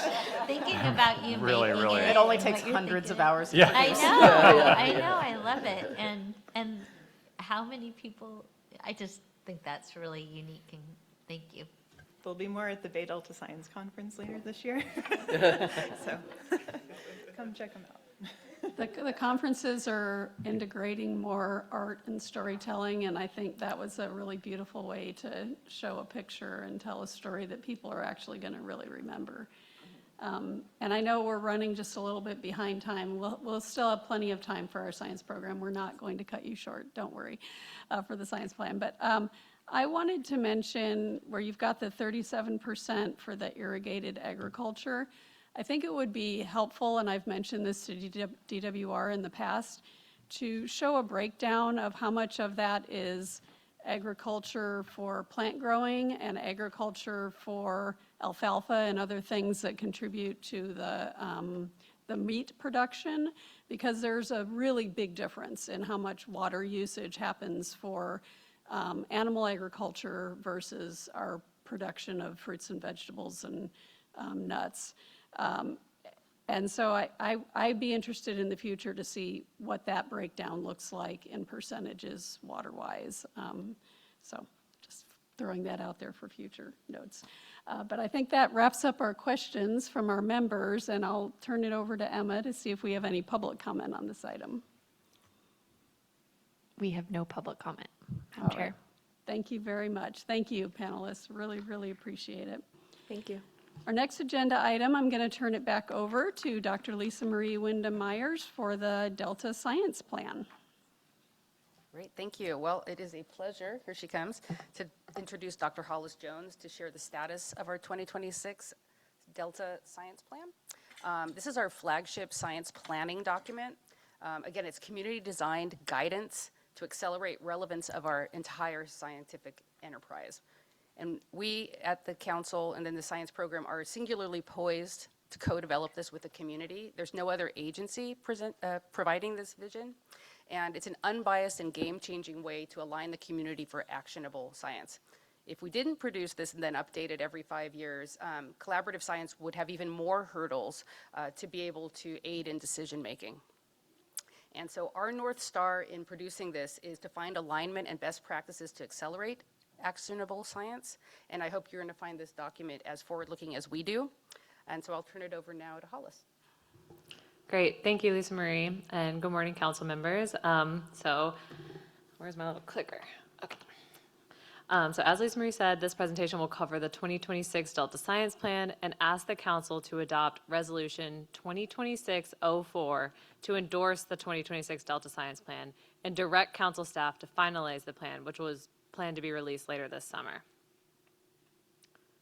Okay, so we're going to start off with some background about the Delta Science Plan, and then we're going to get into specifics about the 2026 iteration, and then we'll spend some time talking about the collaborative development process, and finally, our next steps and requests for endorsement. And I'm going to start us off with why do we need a Delta Science Plan? And so the Delta is an incredibly complex place shaped by overlapping environmental, social, and governance challenges when we find ourselves anticipating a future that cannot be predicted by past conditions alone. So this requires a coordinated approach that can anticipate change amidst deep uncertainty, new invasive species, more intense wildfires, and more. And so to meet these challenges, we've put together the 2026 Delta Science Plan, which helps us be more collaborative and forward-looking in our efforts. And so the need for a more coordinated science in the Delta was recognized in the Delta Plan itself, noting that while many organizations are conducting science in the Delta, each with different missions, mandates, and priorities, there was no comprehensive framework for connecting those efforts. So in response, the Delta Plan recommendation GR1 called for the development of a Delta Science Plan to improve the coordination of scientific research, monitoring, analysis, and data management across many entities working in the Delta. The first Delta Science Plan was released in 2013, the second in 2019, and this is the third iteration. The Delta Science Plan is also the first element of the three-part Delta Science strategy, which also includes the State of the Bay Delta Science and the Science Action Agenda. Together, this establishes the foundation for achieving the vision of one Delta, one science, an open Delta science community that works together to build a common body of scientific knowledge. Okay, so before we move on to the 2026 plan itself, I want to talk about what exactly is in a Delta Science Plan. And so they contain actions and resources that are developed through an open, transparent, and inclusive process with the Delta science community to ensure emerging concepts, evolving management needs, and new or necessary opportunities for action. And so before I highlight what's in the new science plan, we're going to talk about what kind of successes we've had from the 2013 and 2019 iterations. Okay. So many of the actions that were first presented in 2013 were maintained in the 2019 iteration. And so since the release of these two plans, there's been a lot of progress achieved in collaboration with our many partners in the region. And some of these highlights include the progress we've made integrating social science into Delta management through the Social Science Task Force report, which was released in 2020 in partnership with UC Davis and others, and the Delta Resident Survey in 2023 that marked a significant advancement in understanding the Delta social landscape by assessing residents' well-being. We've also improved science funding coordination by releasing the annual cross-cut budget, which was developed in collaboration with our state and federal partners, such as the U.S. Bureau of Reclamation. which enhances transparency around how funding is allocated across the Delta Science enterprise. The Delta Science program also developed the Delta Science Tracker in 2023, which is a web-based tracking tool that helps our ability to track science in the Delta. And we've also seen major progress for both modeling and monitoring, where high-priority model development and collaboration occurred across agencies, such as within the Delta Modeling Collaboratory, reviews by the National Academy of Science, the Delta Science Program, and the Delta Independent Science Board that provide key recommendations for enhancing the region's monitoring and modeling. And so a lot more, and this is in Appendix 1 of the 2026 Delta Science Plan, which briefly describes these implementation successes and ongoing progress by us and our partners that has been motivated by the Delta Science Plan. Okay, so now we'll switch our focus onto the 2026 Delta Science Plan. This iteration contains 24 actions that are organized around the 4 grand challenges. And these grand challenges are difficult but important problems that have high potential for impact and are also feasible to address given our current capabilities. And so rather than documenting what the community already does well, this update focuses on actions that support these grand challenges. The first grand challenge is that scientists and managers must anticipate a world in which environmental conditions and regulations may be fundamentally different than those faced today. The second is that environmental change is outpacing the traditional pace of science. And the third is that flows of scientific information remain decentralized and poorly connected to communities and decision makers. And the fourth is that other ways of knowing, especially traditional knowledge, remain siloed from decision making. And again, these 24 actions are organized within each of these grand challenges, but they're often cross-cutting and intertwined. And I'm not going to go through each of the 24 actions. A full list is available in the staff report for this presentation and the draft online. But I do want to highlight one from each, just to give you a sense of the scope and scale of the actions. And so to anticipate a future where environmental conditions and regulations may be fundamentally different from those faced today, we must support horizon scanning, which is the systematic search for potential threats and opportunities to detect and understand emerging changes. And to keep pace with the rate of change, we also need to utilize mechanisms that allow information to be shared more efficiently and effectively. And to confront the decentralization of Delta Science and improve the flow of information between communities and decision makers, we must incorporate social science data and disciplines into our management decision frameworks. And finally, to break down longstanding silos across knowledge systems, we need to build trust through intentional and reciprocal working relationships. Okay, so in addition to the 24 actions, we also have 8 resources in the Delta Science Plan that provide practical and useful information to the Delta Science community. And I think these are a real strength of the plan, and I wish I could sit here and talk to you about each one of the 8 today, but we just don't have time. And they provide immediate guidance on things like data governance and open science, it's a new one, science communication and what communication platforms are being used in the Delta. Social science and where to begin if you want to incorporate social science into your work, peer review, funding, conflict of interest processes, and how to go about hosting a science workshop and more. And so we decided to name them resources instead of appendices as they were in the previous iterations to really highlight their immediate usefulness. And so the intention is to have all of these individually available online separate from the science plan so that they're easier to access and use. All right, so now we have an understanding of why we need a Delta Science Plan and how the 2026 Delta Science Plan is organized. I'm going to spend some time walking us through a development timeline. And so this is also, I think, another really important part of this to show that this is not just a product for the Delta Science program, but rather a collaboration that was informed by and made for the Delta Science community through this iterative process. All right, I'm going to start us off at the release of the final Grand Challenges essay in November of 2024, which is when it was also presented to the council. Then in February 2025, we hosted the Delta Science Plan workshop. And so during this workshop, we had 99 participants over 2 days and generated 533 individual comments or strategies to address the grand challenges. And these comments, along with actionable items from the final Grand Challenges essay, is how we distilled down into these 24 final actions that you'll find in the 2026 Delta Science Plan. Then in October of 2025, we shared the draft actions for the first time at a poster at the State of the Estuary Conference, where we asked people to rank the importance of each action, and we got 84 action rankings that were taken into consideration.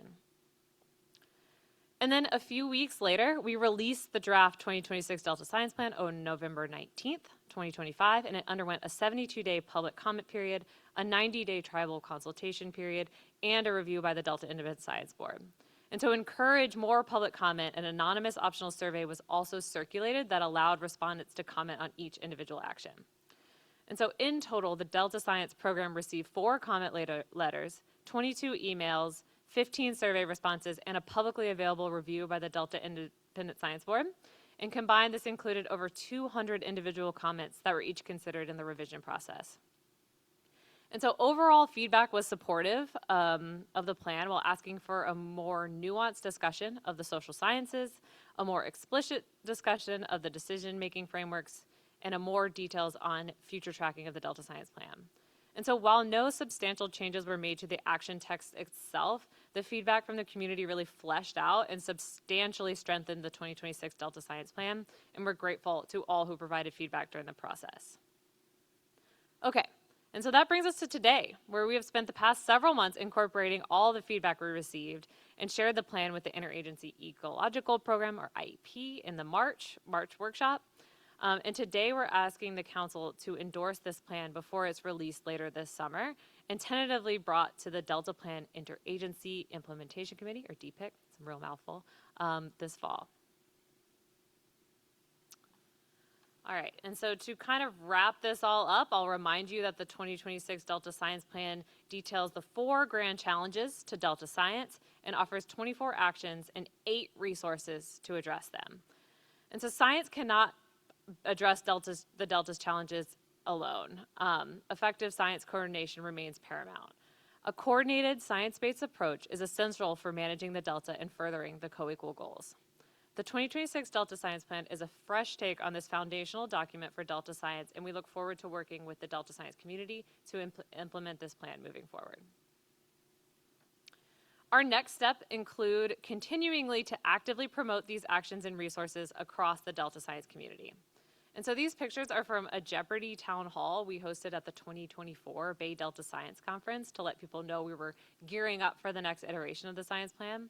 And we had survey questions asking people like what part of the plan they found the most important, and this was really useful during the scoping of the 2026 iteration, as well as we had a Jeopardy game to help people get engaged. And so we are planning to continue to promote the 2026 Delta Science Plan at this year's Bay Delta Science Conference in September to highlight the way that different groups can incorporate it into their work and to share example efforts that are already ongoing to progress these actions so people can hopefully implement by example. And beyond the conference, we plan to work closely with our partner agencies, and we'll also provide annual progress assessments for each action to evaluate both short and long-term performance. And we'll look for opportunities to align this work with other council initiatives and with efforts at the local, regional, and statewide levels. The Delta Science Plan is intended to serve as a catalyst for collective action, and we encourage the entire Delta Science community, including all of you, to use these actions and resources for a more connected, collaborative, and resilient Delta. And so today, the staff recommends that the council adopt Resolution 2026-04 to endorse the 2026 Delta Science Plan and authorize the executive officer or delegate to finalize the plan for release later this summer. Once finalized, it would be publicized and highlighted at a future council meeting as part of a Delta Lead Scientist report, and would also be presented to the Delta Plan Interagency Implementation Committee, or DPIC, at a future meeting. And so we're seeking your endorsement at this stage to allow council members the opportunity to ask questions or share any concerns before it's finalized, and also to help ensure that we have council support as we begin sharing the completed plan. And with that, I thank you for your time. And I'll take any questions. Thanks, Alice. Yeah. Yes, Daniel. Thank you very much for that.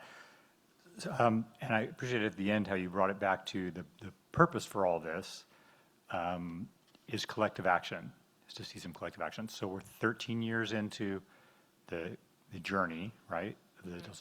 Can you give us an example of a collective action that has resulted from this? I mean, I think a lot of the successes that I shared are not just the Delta Stewardship Council or the Delta Science Program. They require partnership across academia, like UC Davis, as well as our federal partners and other state agencies. And so anytime we're bringing multiple groups together to achieve the cross-cut budget or the social science task force, like, I think we are collectively acting collective. together. The Yes. science tracker comes to mind as well, science for communities. Yeah, that's a little different than what I'm asking. Those are successes, and I appreciate those that are, a lot of what we're talking about here, which are in the monitoring, the research, the analysis, the data management.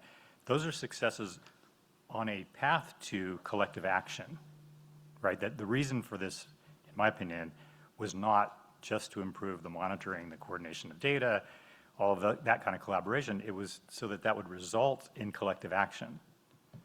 Yeah. Have we experienced any of that yet? Because I'd be more excited about the 2026 version if I saw the last 13 years have actually given us more reliable water availability, all those, the real underlying goals of doing this. Are there examples of that? I think that a lot of these things take a really long time to get done, and it's hard to track them on a 5-year process, for instance. But I think, JP, I don't know if you have an example that Yeah, I mean, I would say we're building foundations. I mean, before there was a science plan, then you had all these different agencies with their own science programs, doing their own thing, maybe following their own conflict of interest protocols or their own peer review protocols or their own outreach protocols. So I think the goal is that we're using kind of a common set of language and we're moving in a similar direction and we're agreeing on what are the rules for what makes good science. And then that will improve over time our decision making. What was happening before the council was formed, right, is that there was this term called combat science, where some entities were using their science that was maybe a black box model that was not transparently developed, that was a private consultant, and they were saying, well, here's what's killing Delta smelt. And it's like, no, here's what's killing Delta smelt. So I think the goal is getting towards this better shared transparency and language so that we can better tell the useful and good science from what should be discarded. Yeah, and don't get me wrong, I value that, I see that, and I value that. What's frustrating to me is oftentimes we improve that process, but then there are these other things like political will or lack thereof, or no money, that leave you wondering 13 years in, 20 years in, 50 years in, was it worth all that when we actually didn't change anything, even though we changed everything? So I just want to be honest about my reticence about that. Yeah, and I think, we have a 3-part process here, right? We have the science plan, which is kind of the best practices for how to do science. Then we have the state of Beta Delta science, which tells us, synthesizes what have we learned over the past 10 years or so, or 5 years or so, and what do we need to act upon. And then from that, we draw the science action agenda, where we say, here's the most important pressing questions that we need to pool our limited funding resources and human resources towards addressing. So the way those 3 act together, I think that's where we're going to see the change. Yeah, I think that last one can be kind of the report card on whether it was all worth it. Thank you. Thank you. Gail? Maybe I'm just going to build on that. An amazing job and great presentation, and I know how much work this is, and I'm really amazed at how we have now an open source opportunity that we can all learn from and that hopefully can be used for the greater good. And I do think it's an example of how to do science. I read through the agenda with AI or the appendix, excuse me, and I do think the pieces that are well done are incredibly well done. And that does include the science tracker, I think some of the convenings. I do wonder, though, kind of the functionality is remarkable, but if this is kind of only about a tracking tool, what I'm not seeing is when do we get to do a little bit of an opportunity of what the management outcomes are? Like what and how are we actually grading ourselves, other agencies, on whether they're using these data to actually implement changes and change the way that we're managing the delta. Like, I do think, and I know I go back and forth on what we can and can't do, and I feel often overly constrained by that, but I do think that there's an opportunity for us to have a comment on the overall management and outcomes as we look at the process. I think focusing only on process could be a bit of a missed opportunity. So while I think this is remarkable, I do think that there's one further step here. And the benefit of these open source science data points is that we then can actually begin to draw conclusions. And I would like to, maybe not right now, but explore ways that we can really evolve the plan, especially I as think Mr. Zingali that's all says. very fair. I want to make sure that we're not confusing the science tracker, which is kind of one tool, with the overall science plan. No, I was trying to give that as an example of something that's used as open source. I think that's great. The overall plan, however, because it's not looking at kind of management and outcomes, I do think that that's where the missed opportunity is. Well, I think that's the Delta plan and the performance measures and the Delta plan's jobs. That's where the rubber hits the road of, are the agencies doing the actions that we've asked them to take?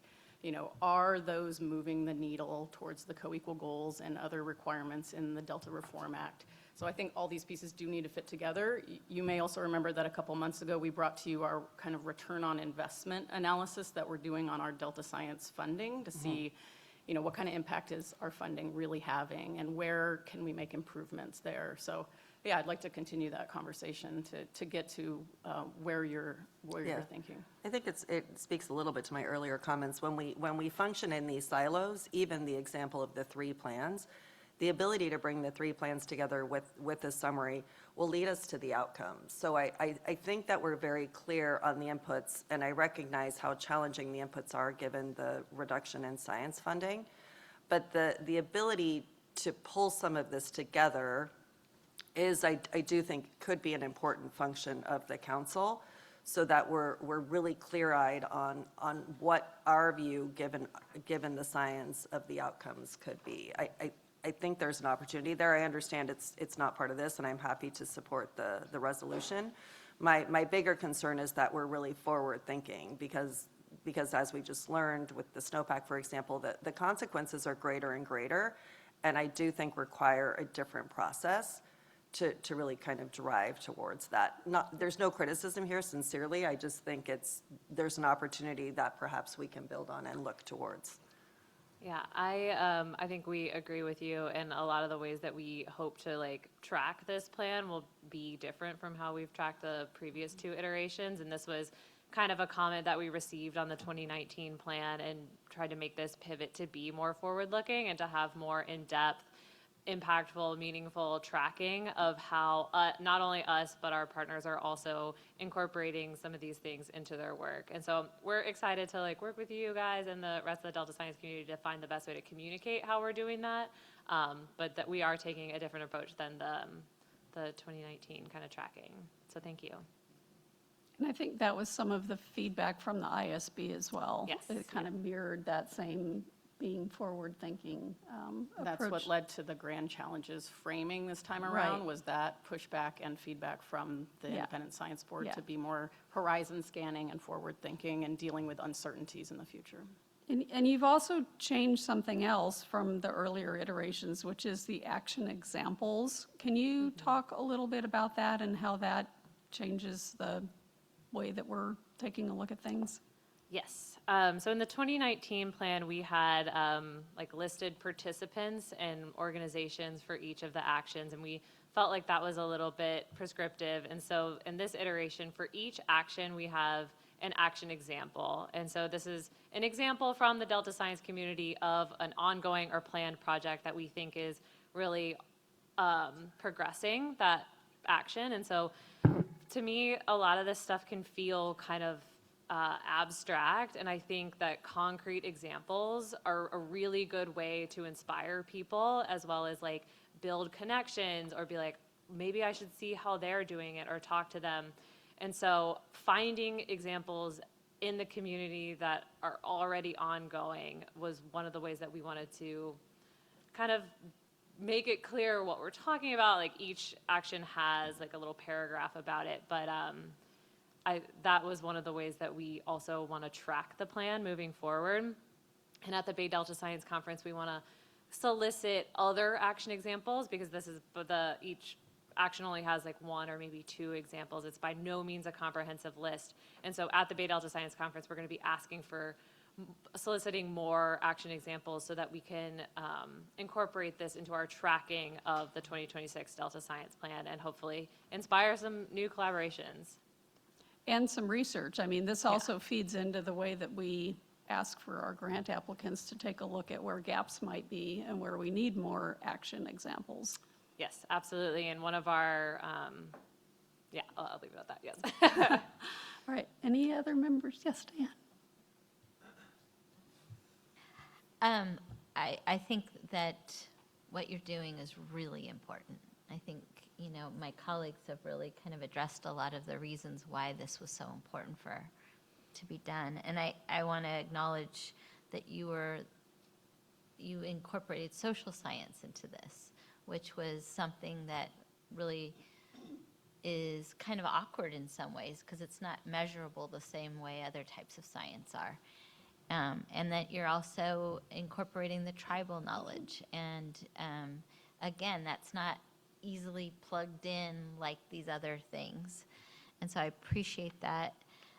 You said the purpose is the collective action. And, as someone that's learning all the time, I'm trying to figure out, and I'm glad the Independent Science Board has been a part of this. I'm just curious how it's applied.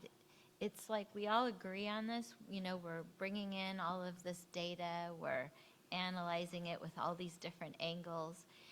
And then we as a council also have things that come before us with different models of science that come towards us. And to me, it feels like there's a conflict sometimes that it doesn't always agree. And so then I'm like, well, what is the reason why we're doing this? And so I'm just thinking out loud because I think what you're doing is really important and super applicable to not only what, comes before us, but for a lot of different other things too. So this isn't criticism. This is just me thinking out loud that what you're doing is really important. And I hope that this can kind of be the model that when people come before us, they're using that model.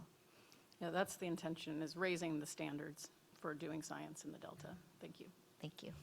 I also just want to plug the resources again, which I think are maybe a little bit of a looked over part of this plan. And like during the survey that I mentioned at the Bay Delta Science Conference in '24, we asked people like how they're using it and what they're using and what they found most useful. And a lot of it were these resources and the analysis of the Delta Collaborative Sciencescape, or like how we go about this funding process. And there is just a lot of information in these. And there's some new ones this year. Like you mentioned social science, and it's like how to embed social science into natural science workflows, which I think, a lot of us are natural scientists and don't know where to even start. And so it's this kind of like guidebook. And so that's a new one that we have in this iteration that I'm really excited to share with people, and hopefully they can use this as well, because a lot of the actions are like guiding in like bigger ways, but then we have like concrete tools in them as well. Like one of the actions is about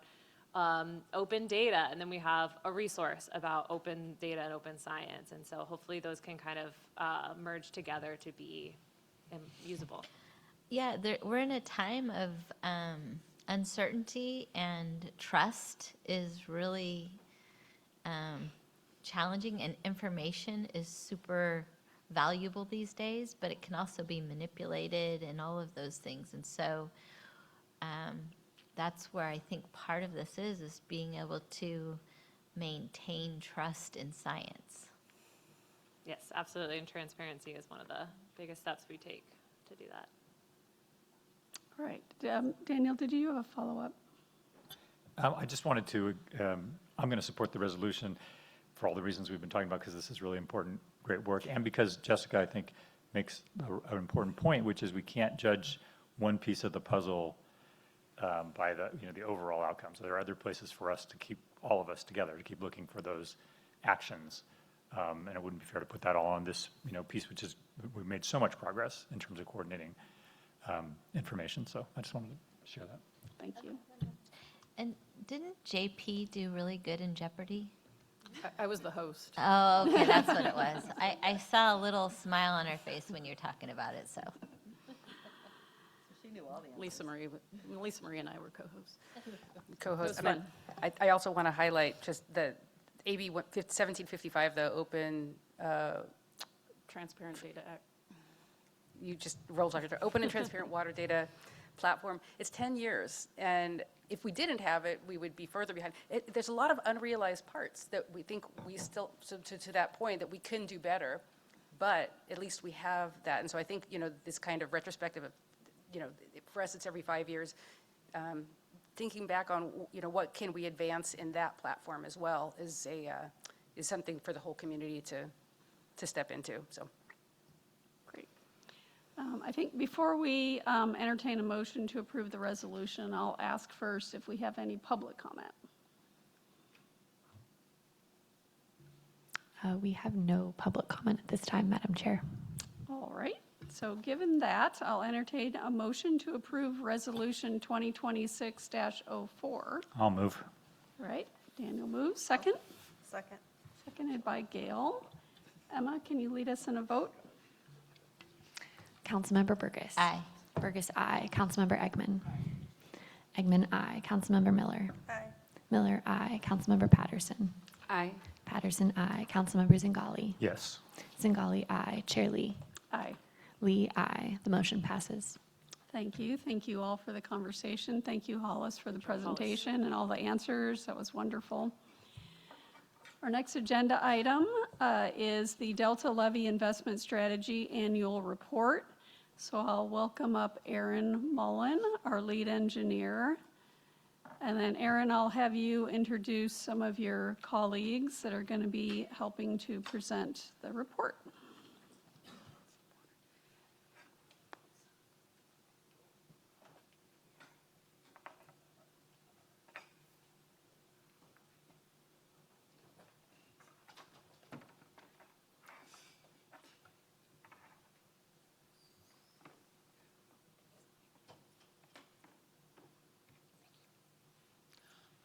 Good morning. Can you hear me? Is this going through? Okay.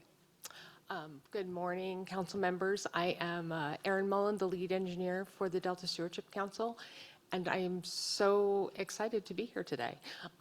This has been a engaging and kind of exciting meeting so far, so I'm happy to be adding to that conversation. I know we're running late, and so I know that I ask that you indulge me for a second as I kind of go off script. I would like to take a moment to kind of bridge what you have heard about already today with what you are going to hear about. Each agenda item that you have heard today is not happening in a vacuum. It all weaves together to create a story of the Delta. I think I have heard every single council member here today speak to or acknowledge that. And I am just, so excited to hear that. You heard about the increase in runoff, and that is consistent with what we discovered in Delta Adapts when we looked at the flood risk in the Delta and where we see that going into the future. There's been a lot of talk about sea level rise, but the biggest flood risk that we're seeing actually comes from the tributaries. So it's coming from higher runoff. So the biggest risk is especially in the San Joaquin system, where we just really expect those rain on snow events to just bring a ton of water down the Sierra and into the Delta. So I like to say, it's one of my catchphrases is that downstream problems have upstream solutions. And so, to a certain extent, the adaptation that needs to happen for Delta flood issues really is going to be reflected upstream. It is going to be FURO. It's going to be groundwater recharge. And the hydrology that we've been working with for the last 50 years is going to be changing. And that kind of moves on to the importance of this 2D model and our collaboration with the Department of Water Resources. So they are looking at ways to manage water in the valley. And this 2D model is going to allow us to see how that's going to impact the Delta. And it's just so critical that we have this partnership with our sister agencies, because right now what we are putting together is going to work in, basically where their upstream models sort of leave off, ours is going to pick up. And we're going to be able to work seamlessly together to work collaboratively to adapt. And so, I mean, all of this kind of rolls into what we're working on collaboratively. And I just think it's also important. So thank you for that. Okay, can somebody? Erin has a lot of catchphrases, so maybe we'll hear a few more during this presentation. I do have several catchphrases. I think it's like one of the best ways to kind of make a very complex situation kind of simple and punchy. So yeah, I do definitely have that. All right, so I'm going to thank you for allowing me to have that little introduction. We're now going to pivot over to our main presentation, which is the Delta Levee Investment Strategy. So we have at the table today, like I said, I'm Erin Mullen. We have Sandy Maxwell from the Delta Levee Subventions Program. Kelly Soule is the principal engineer over the Delta Levees program. And we have Ashok Bathula, who's going to be talking about our analysis. He is one of our engineers with the council. Okay. Maybe I don't know how to use the clicker. Oh, there we go. All right. So just really quick, I'm just going to kind of outline what we're going to be talking about today. Our presentation is going to be broken into 3 parts. I will provide a brief background on the Delta Levee Investment Strategy.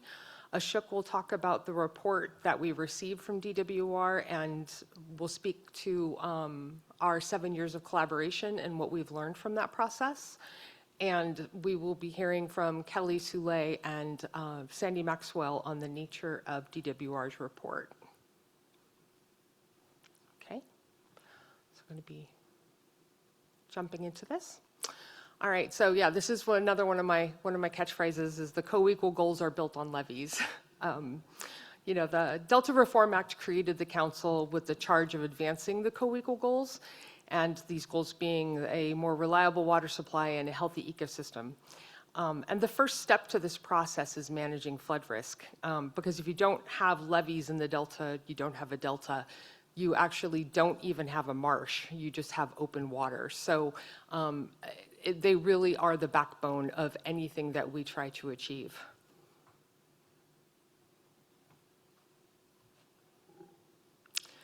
Okay, so in the Delta Reform Act, the council was told to develop priorities for state investment in Delta levee operations, maintenance, and improvements. The DLIS project began in 2014, and it took 10 years to formally go into effect. One of the things that I think that we should be awfully proud of is that prior to the council's effort, several attempts had been made to set priorities for Delta levees, and none were successful. So we were the first to be able to accomplish that goal. So what is DLIS? So 10 years may seem like a long time to develop a regulation, and it is. But the Delta is a very complicated place, as we've heard a little bit about today. The council took a methodical, iterative approach to develop a prioritization that was based on collaboration, coordination, and best available science. DLIS started with an issue paper that identified state interests.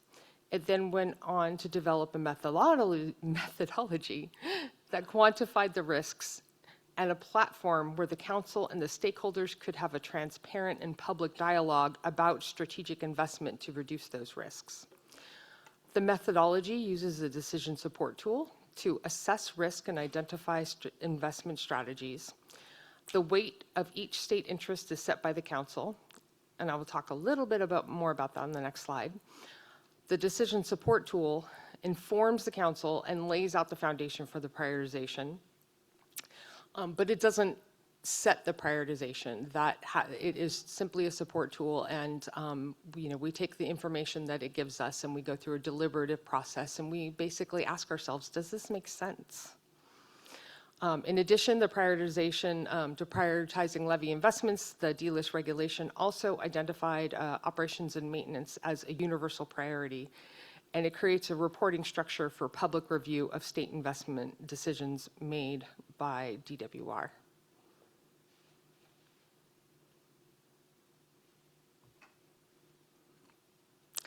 So, like I said, DLIS is a transparent and public process.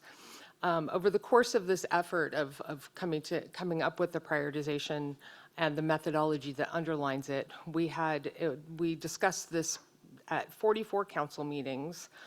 We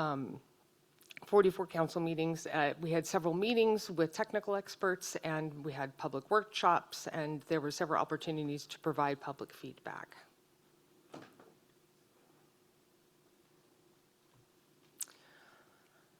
So DLIS has created a risk prioritization system for levy investment. On the screen, you can see where levies in the Delta are indicated very high, high priority, or other. To understand the system, it's useful to consider the analogy of early COVID vaccines. During the early release of COVID vaccines, those with pre-existing medical conditions or of a certain age were the highest priority for vaccines. This analogy maps well to the role of DLIS, which works to prioritize and target investment where the risk or need is highest. I'll now give some examples would like to speak to how we track this. I know that it was, somebody asked earlier, I think it was Councilmember Miller, about how we actually go from, to how we track to see if our work is effective. And we do that through performance measures, as Jessica Pearson alluded to earlier. So the performance measure associated with DLIS is 7.3, where we watch to see, how quickly we are reaching the target of rural levy protection and urban levy protection. So that's one of the things that we watch for. The other thing I wanted to point out on this slide, and I don't think I have, I don't know if this has I don't think it has a red dot, but, do I turn it around? Oh, okay. Well, no wonder I've been struggling with this. So one of the projects you're going to hear about later, we don't have a map in this slide, but we're going to be talking about Lindsay Slough, which is on Egbert Tract, which is up in this area. So just wanted to point that out to you.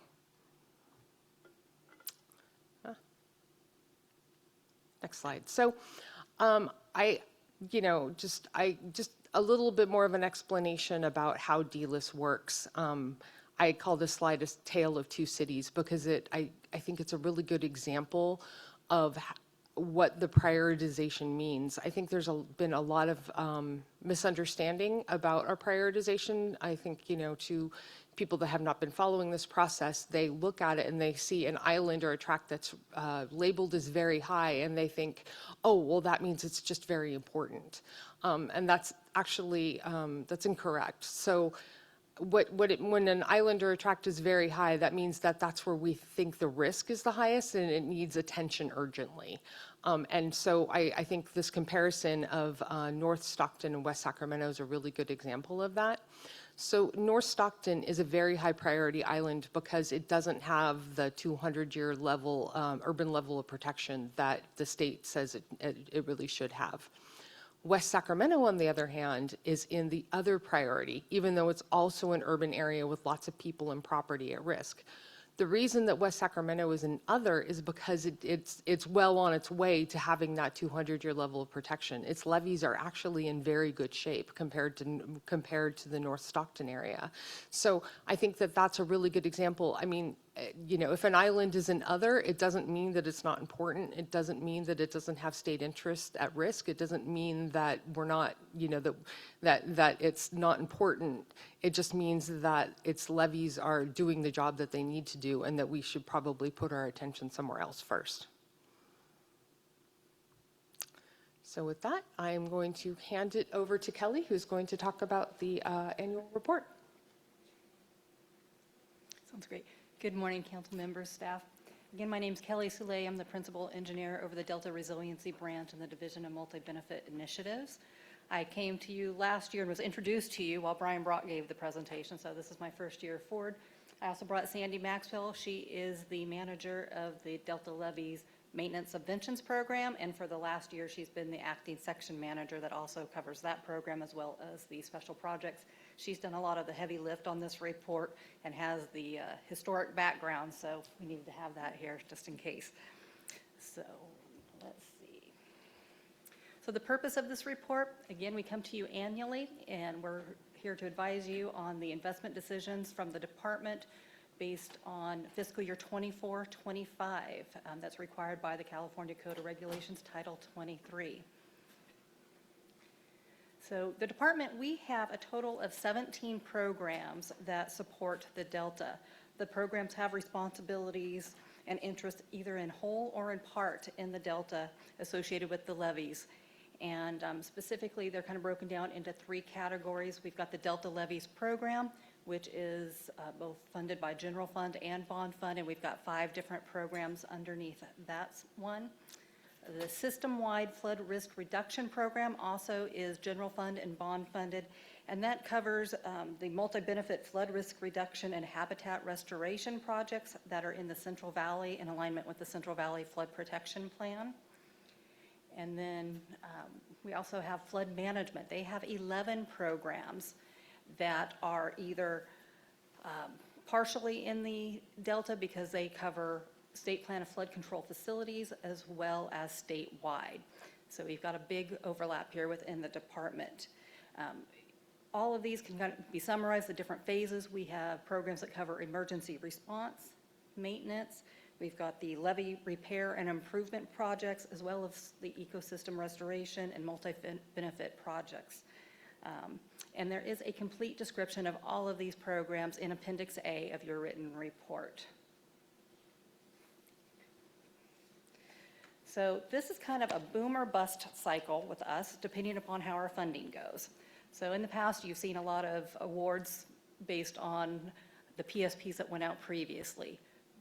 This year, 24-25, the department did not have any PSPs. Everybody is gearing up for Prop 4.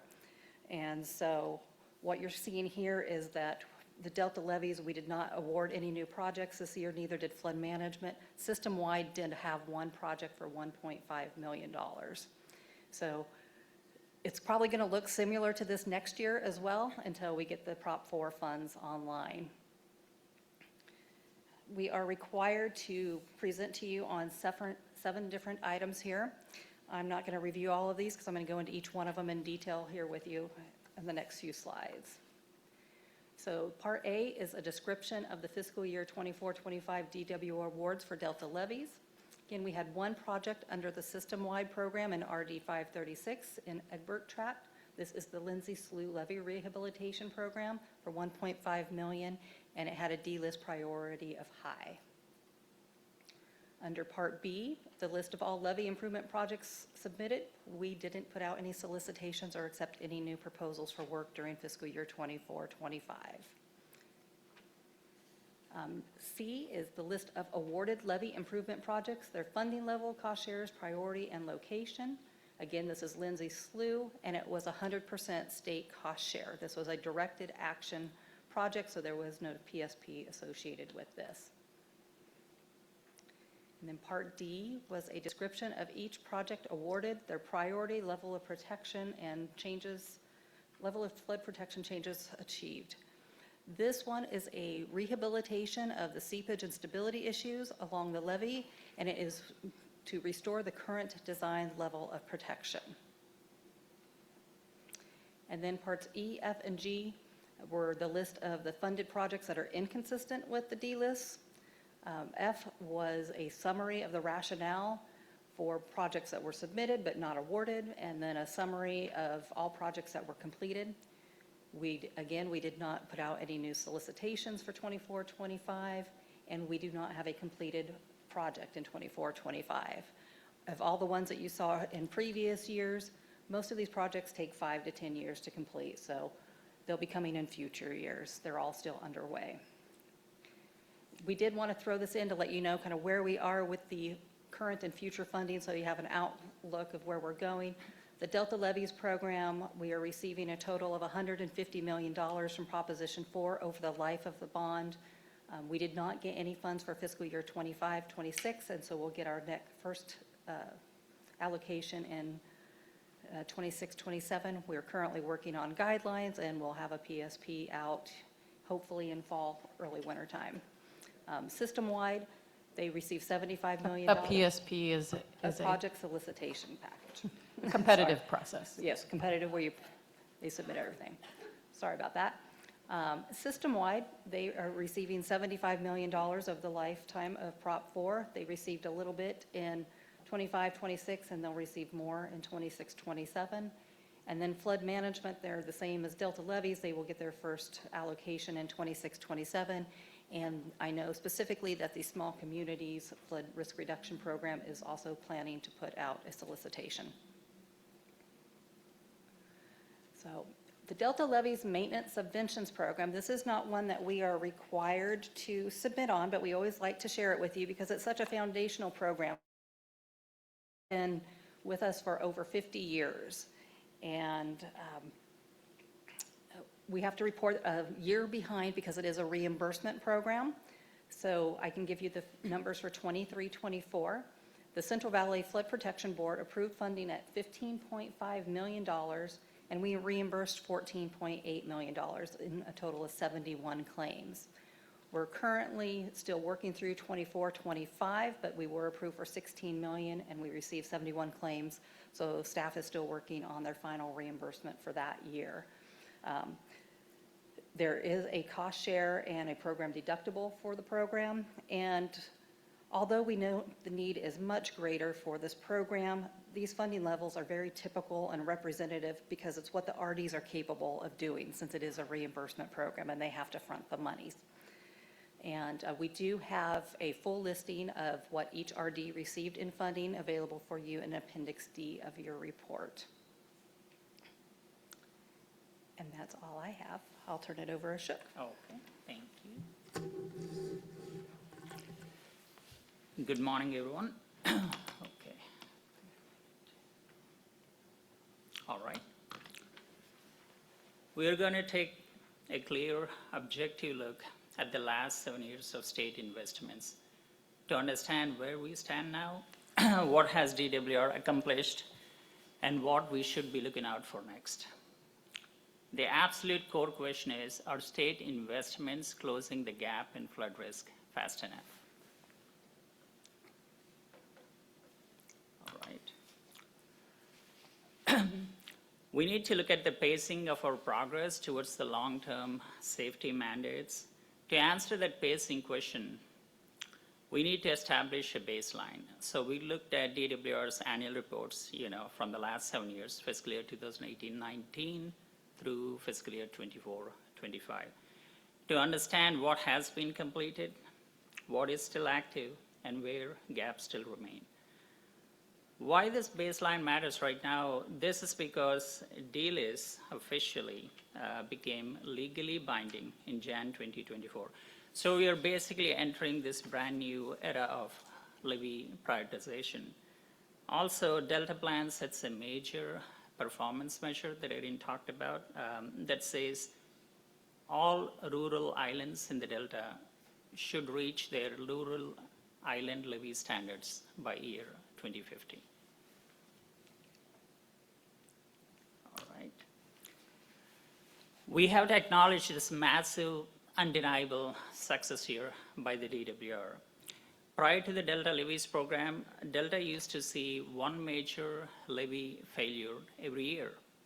And since its inception in the late 70s, that has dropped to 50%. And since 2004, we haven't had any major levy failure. That is over 2 decades of safety, an incredible return on our investment. But avoiding failure is only part of the equation, right?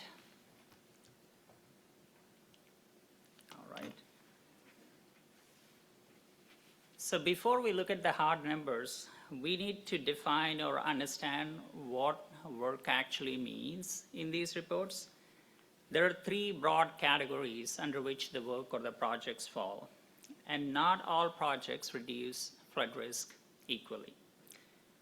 Direct levee improvement projects improve the levees, reduce seepage, improve stability, and physically raise the levees to provide flood protection.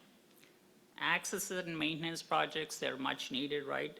So levee engineers can drive and inspect the levees during storms or like other times for boils, and they help keep levees functioning.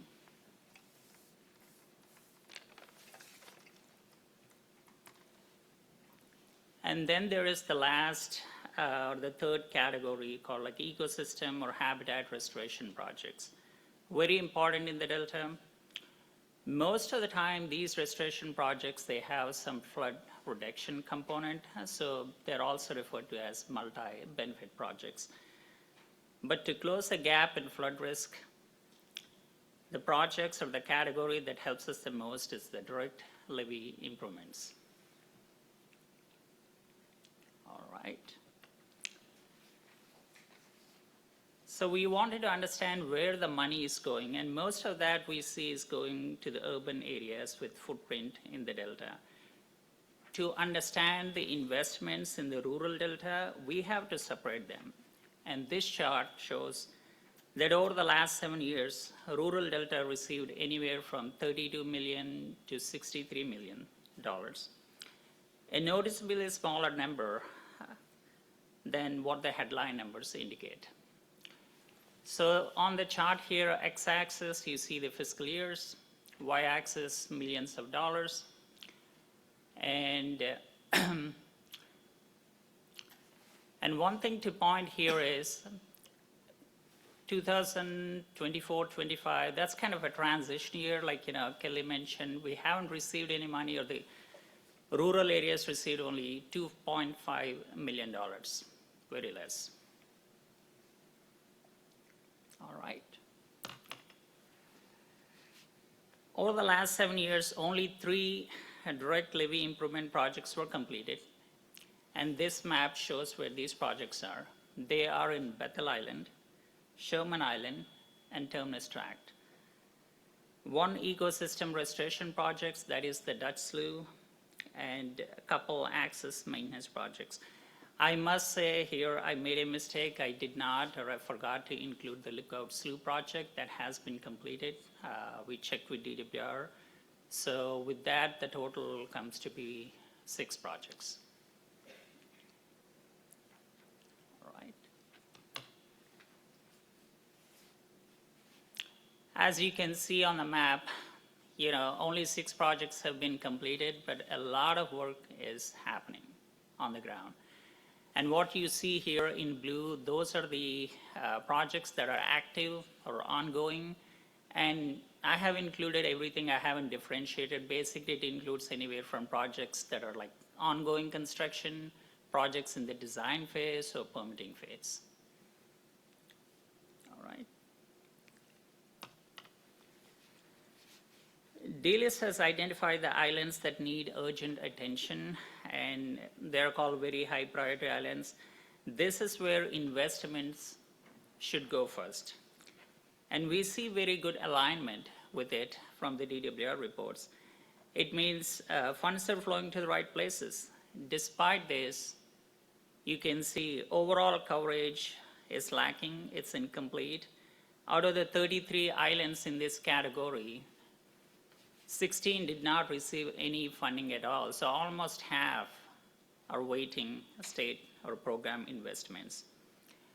When you look at that, I know it's hard to read the text at the bottom. What it says is in the fiscal year 23-24, DWR has received project proposals amounting to about $140 million, but they only had money to give for $37 million worth of projects. So what that tells us, there is capacity to do the work, but there is no funding or little funding. All right. So we see here on this slide, we are currently at 30% of our target. We need to cover the remaining 70% in 25 years, and that is a huge lift. I would say the direction is right, but the pace needs to pick up. Erin, you want to, okay. Okay, so this is our last slide. I wanted to just kind of wrap up everything that you heard today. You've had a lot of numbers and figures and maps thrown at you, and sometimes that can, if you're not in the thick of it, your eyes can kind of glaze over. So what does this all mean? Progress is evident. We are making progress towards meeting the levy targets, but we have a long way to go. Also, the Delta is dynamic, and so is D-List. It was designed to evolve as information comes to us, and we can update this. We can update the prioritization, and it's never done. This is a dynamic system. Things are always changing. We get new information. Levy improvement projects are completed. We develop new understanding of levy risk. All of this means that this is never going to be over. This is basically something I probably will be doing until I retire. So yeah, it's just going to be an ongoing process. And there's strength in partnerships. I think I've heard a few different council members speak to this today about how it's just the relationships and how we need to be working together.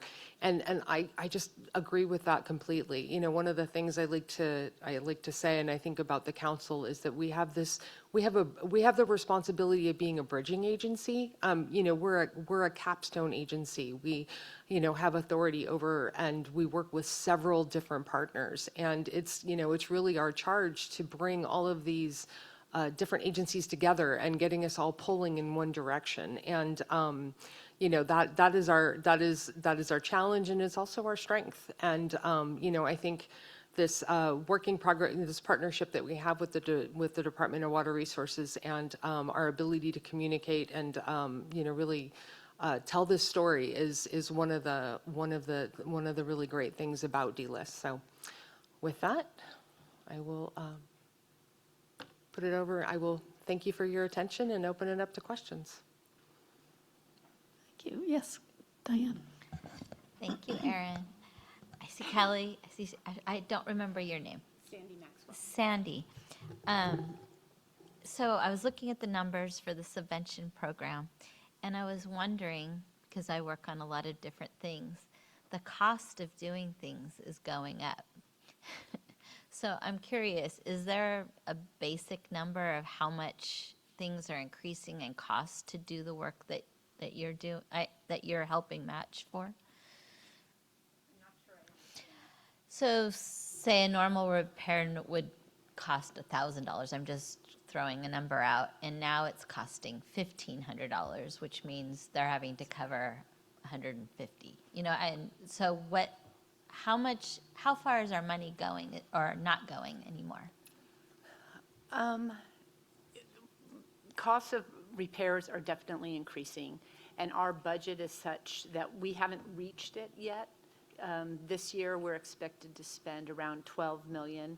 So next year, we'll have $16 million available. So we have some available funds that we're hoping will meet those needs.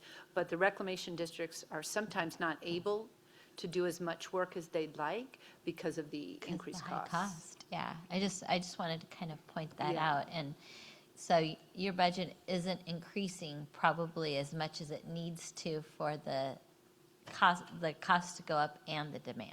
True. That's very true. I've got to say, I've heard about how important the work you do is to so many people, so I appreciate what you do. Kelly, representing DWR, being a part of this when this was going on, I knew there was a lot of real earnest, hard work done within the Stewardship Council to create something that was going to be helpful. And I know, has participating in this been difficult in any way? Is there a way that we can make it better for you? I've only been doing this for a year myself, so I can't say that. Yeah. But no, I think it's been great. As we move forward, we're already planning to bring in the D-list priorities into our ranking criteria as we build out our guidelines for the PSP. So we are considering, what you guys have listed out as priority projects. Yeah, because we want to be good partners, as Erin was saying. Me and Erin communicate often, so it's, yeah, it's a good relationship. So the other part of it was that there were a lot of people that were left out of that list that felt excluded. And so have we gotten feedback on that worry, Erin or Kelly, or,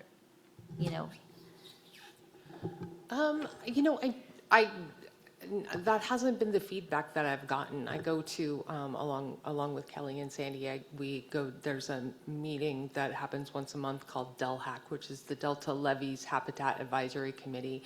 And, it's kind of an open forum where, we can kind of talk about all things Delta Levees, habitat, what have you. And I haven't heard that people have felt left out. I think whenever there's change, people can, that's scary. Yeah. You don't really know how something is going to impact you, how it's going to impact your programs. And so I think there was just a lot of trepidation about what D-List was actually going to be like once it was, really being rolled out. But I think that, as time has gone by, that trepidation has decreased because, people understand. I think they're getting a little bit more of a flavor for what this means. well, I think if the subventions program is continued to be funded and hopefully increased because of the costs going up and the need, I think that'll probably help keep things that way. It's important to note, too, that subventions is It's not separate. necessarily It's separate. affected by the prioritization. But that was the fear, right? Okay, I just want to make sure I'm putting it out right. Where was I going on this? I know. So doing all the different work that I do, sometimes I meet with folks and I ask, are you on D-List? And they don't know. So I would just throw that out to you all that for folks that are maybe with other agencies or, working with these other reclamation districts, I don't know that it's really easy. That they know. So I do think that would, and it's not a criticism, it's just an observation that I've seen is that, I was talking to an agency that's working on a project. And I said, well, would this qualify for D-List? Are you on that? Would you be on that list? And they're like, I don't even know what that is. So I think it's important to help people understand. And then, also helping folks understand the difference between the subventions and D-List. I think it's an opportunity. But I think this is really great hard work that's been going on. And we're in the very early days. I do know that Victoria Island was also one of the projects that was worked on and that was important. And I want to just thank you for doing that because my constituents travel that a lot. Thank you. How does Victoria Island fit into the D-List prioritization? I believe that it's either high or very high. I could look that up really quickly if you wanted to know. But, that is one of the situations where it's an evolving topic. In fact, we just met with the Department of Water Resources and talked to them about a seepage pilot study that they're working on. So at least where that levee broke, it was believed to be a fairly robust levee that was strong. And the failure mechanism is what's called seepage or piping, and that's one of those areas that we really need to work together on to quantify the risk that it it has for Delta levies, and DWR they started with a pilot study, and they're moving forward. They're expanding that study to get a better understanding of what that means for, the Delta kind of writ large, and we're coordinating with them on that. So, and that speaks to the D-list kind of being a dynamic system, as we understand more about failure mechanisms and the risk, we're going to be evaluating our prioritization and recommending changes to it that reflect that. So, oh, thank you. Carly got there for me first. I don't think she was on my. Oh, Carly said that it is very high priority. Got it.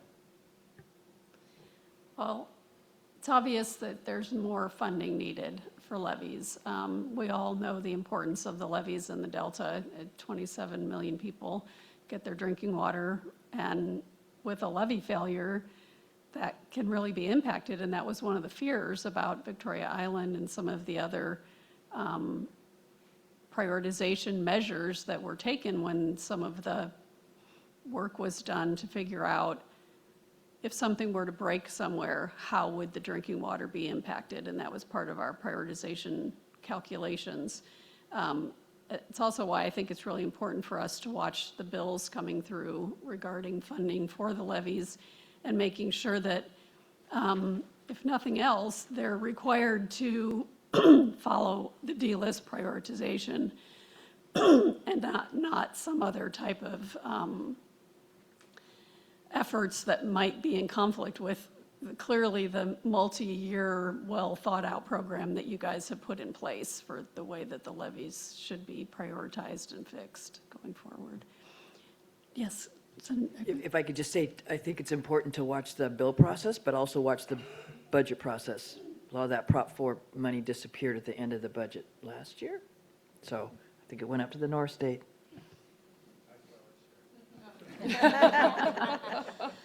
All the levies up there. I just want to thank you all for the work for the 10 years that were put into the process of creating the prioritization in a world where we do have scarce and insufficient resources. I think the people of California would hope and expect that we are looking carefully and being thoughtful about how we're managing those resources and getting them to the places that are the most acute needs.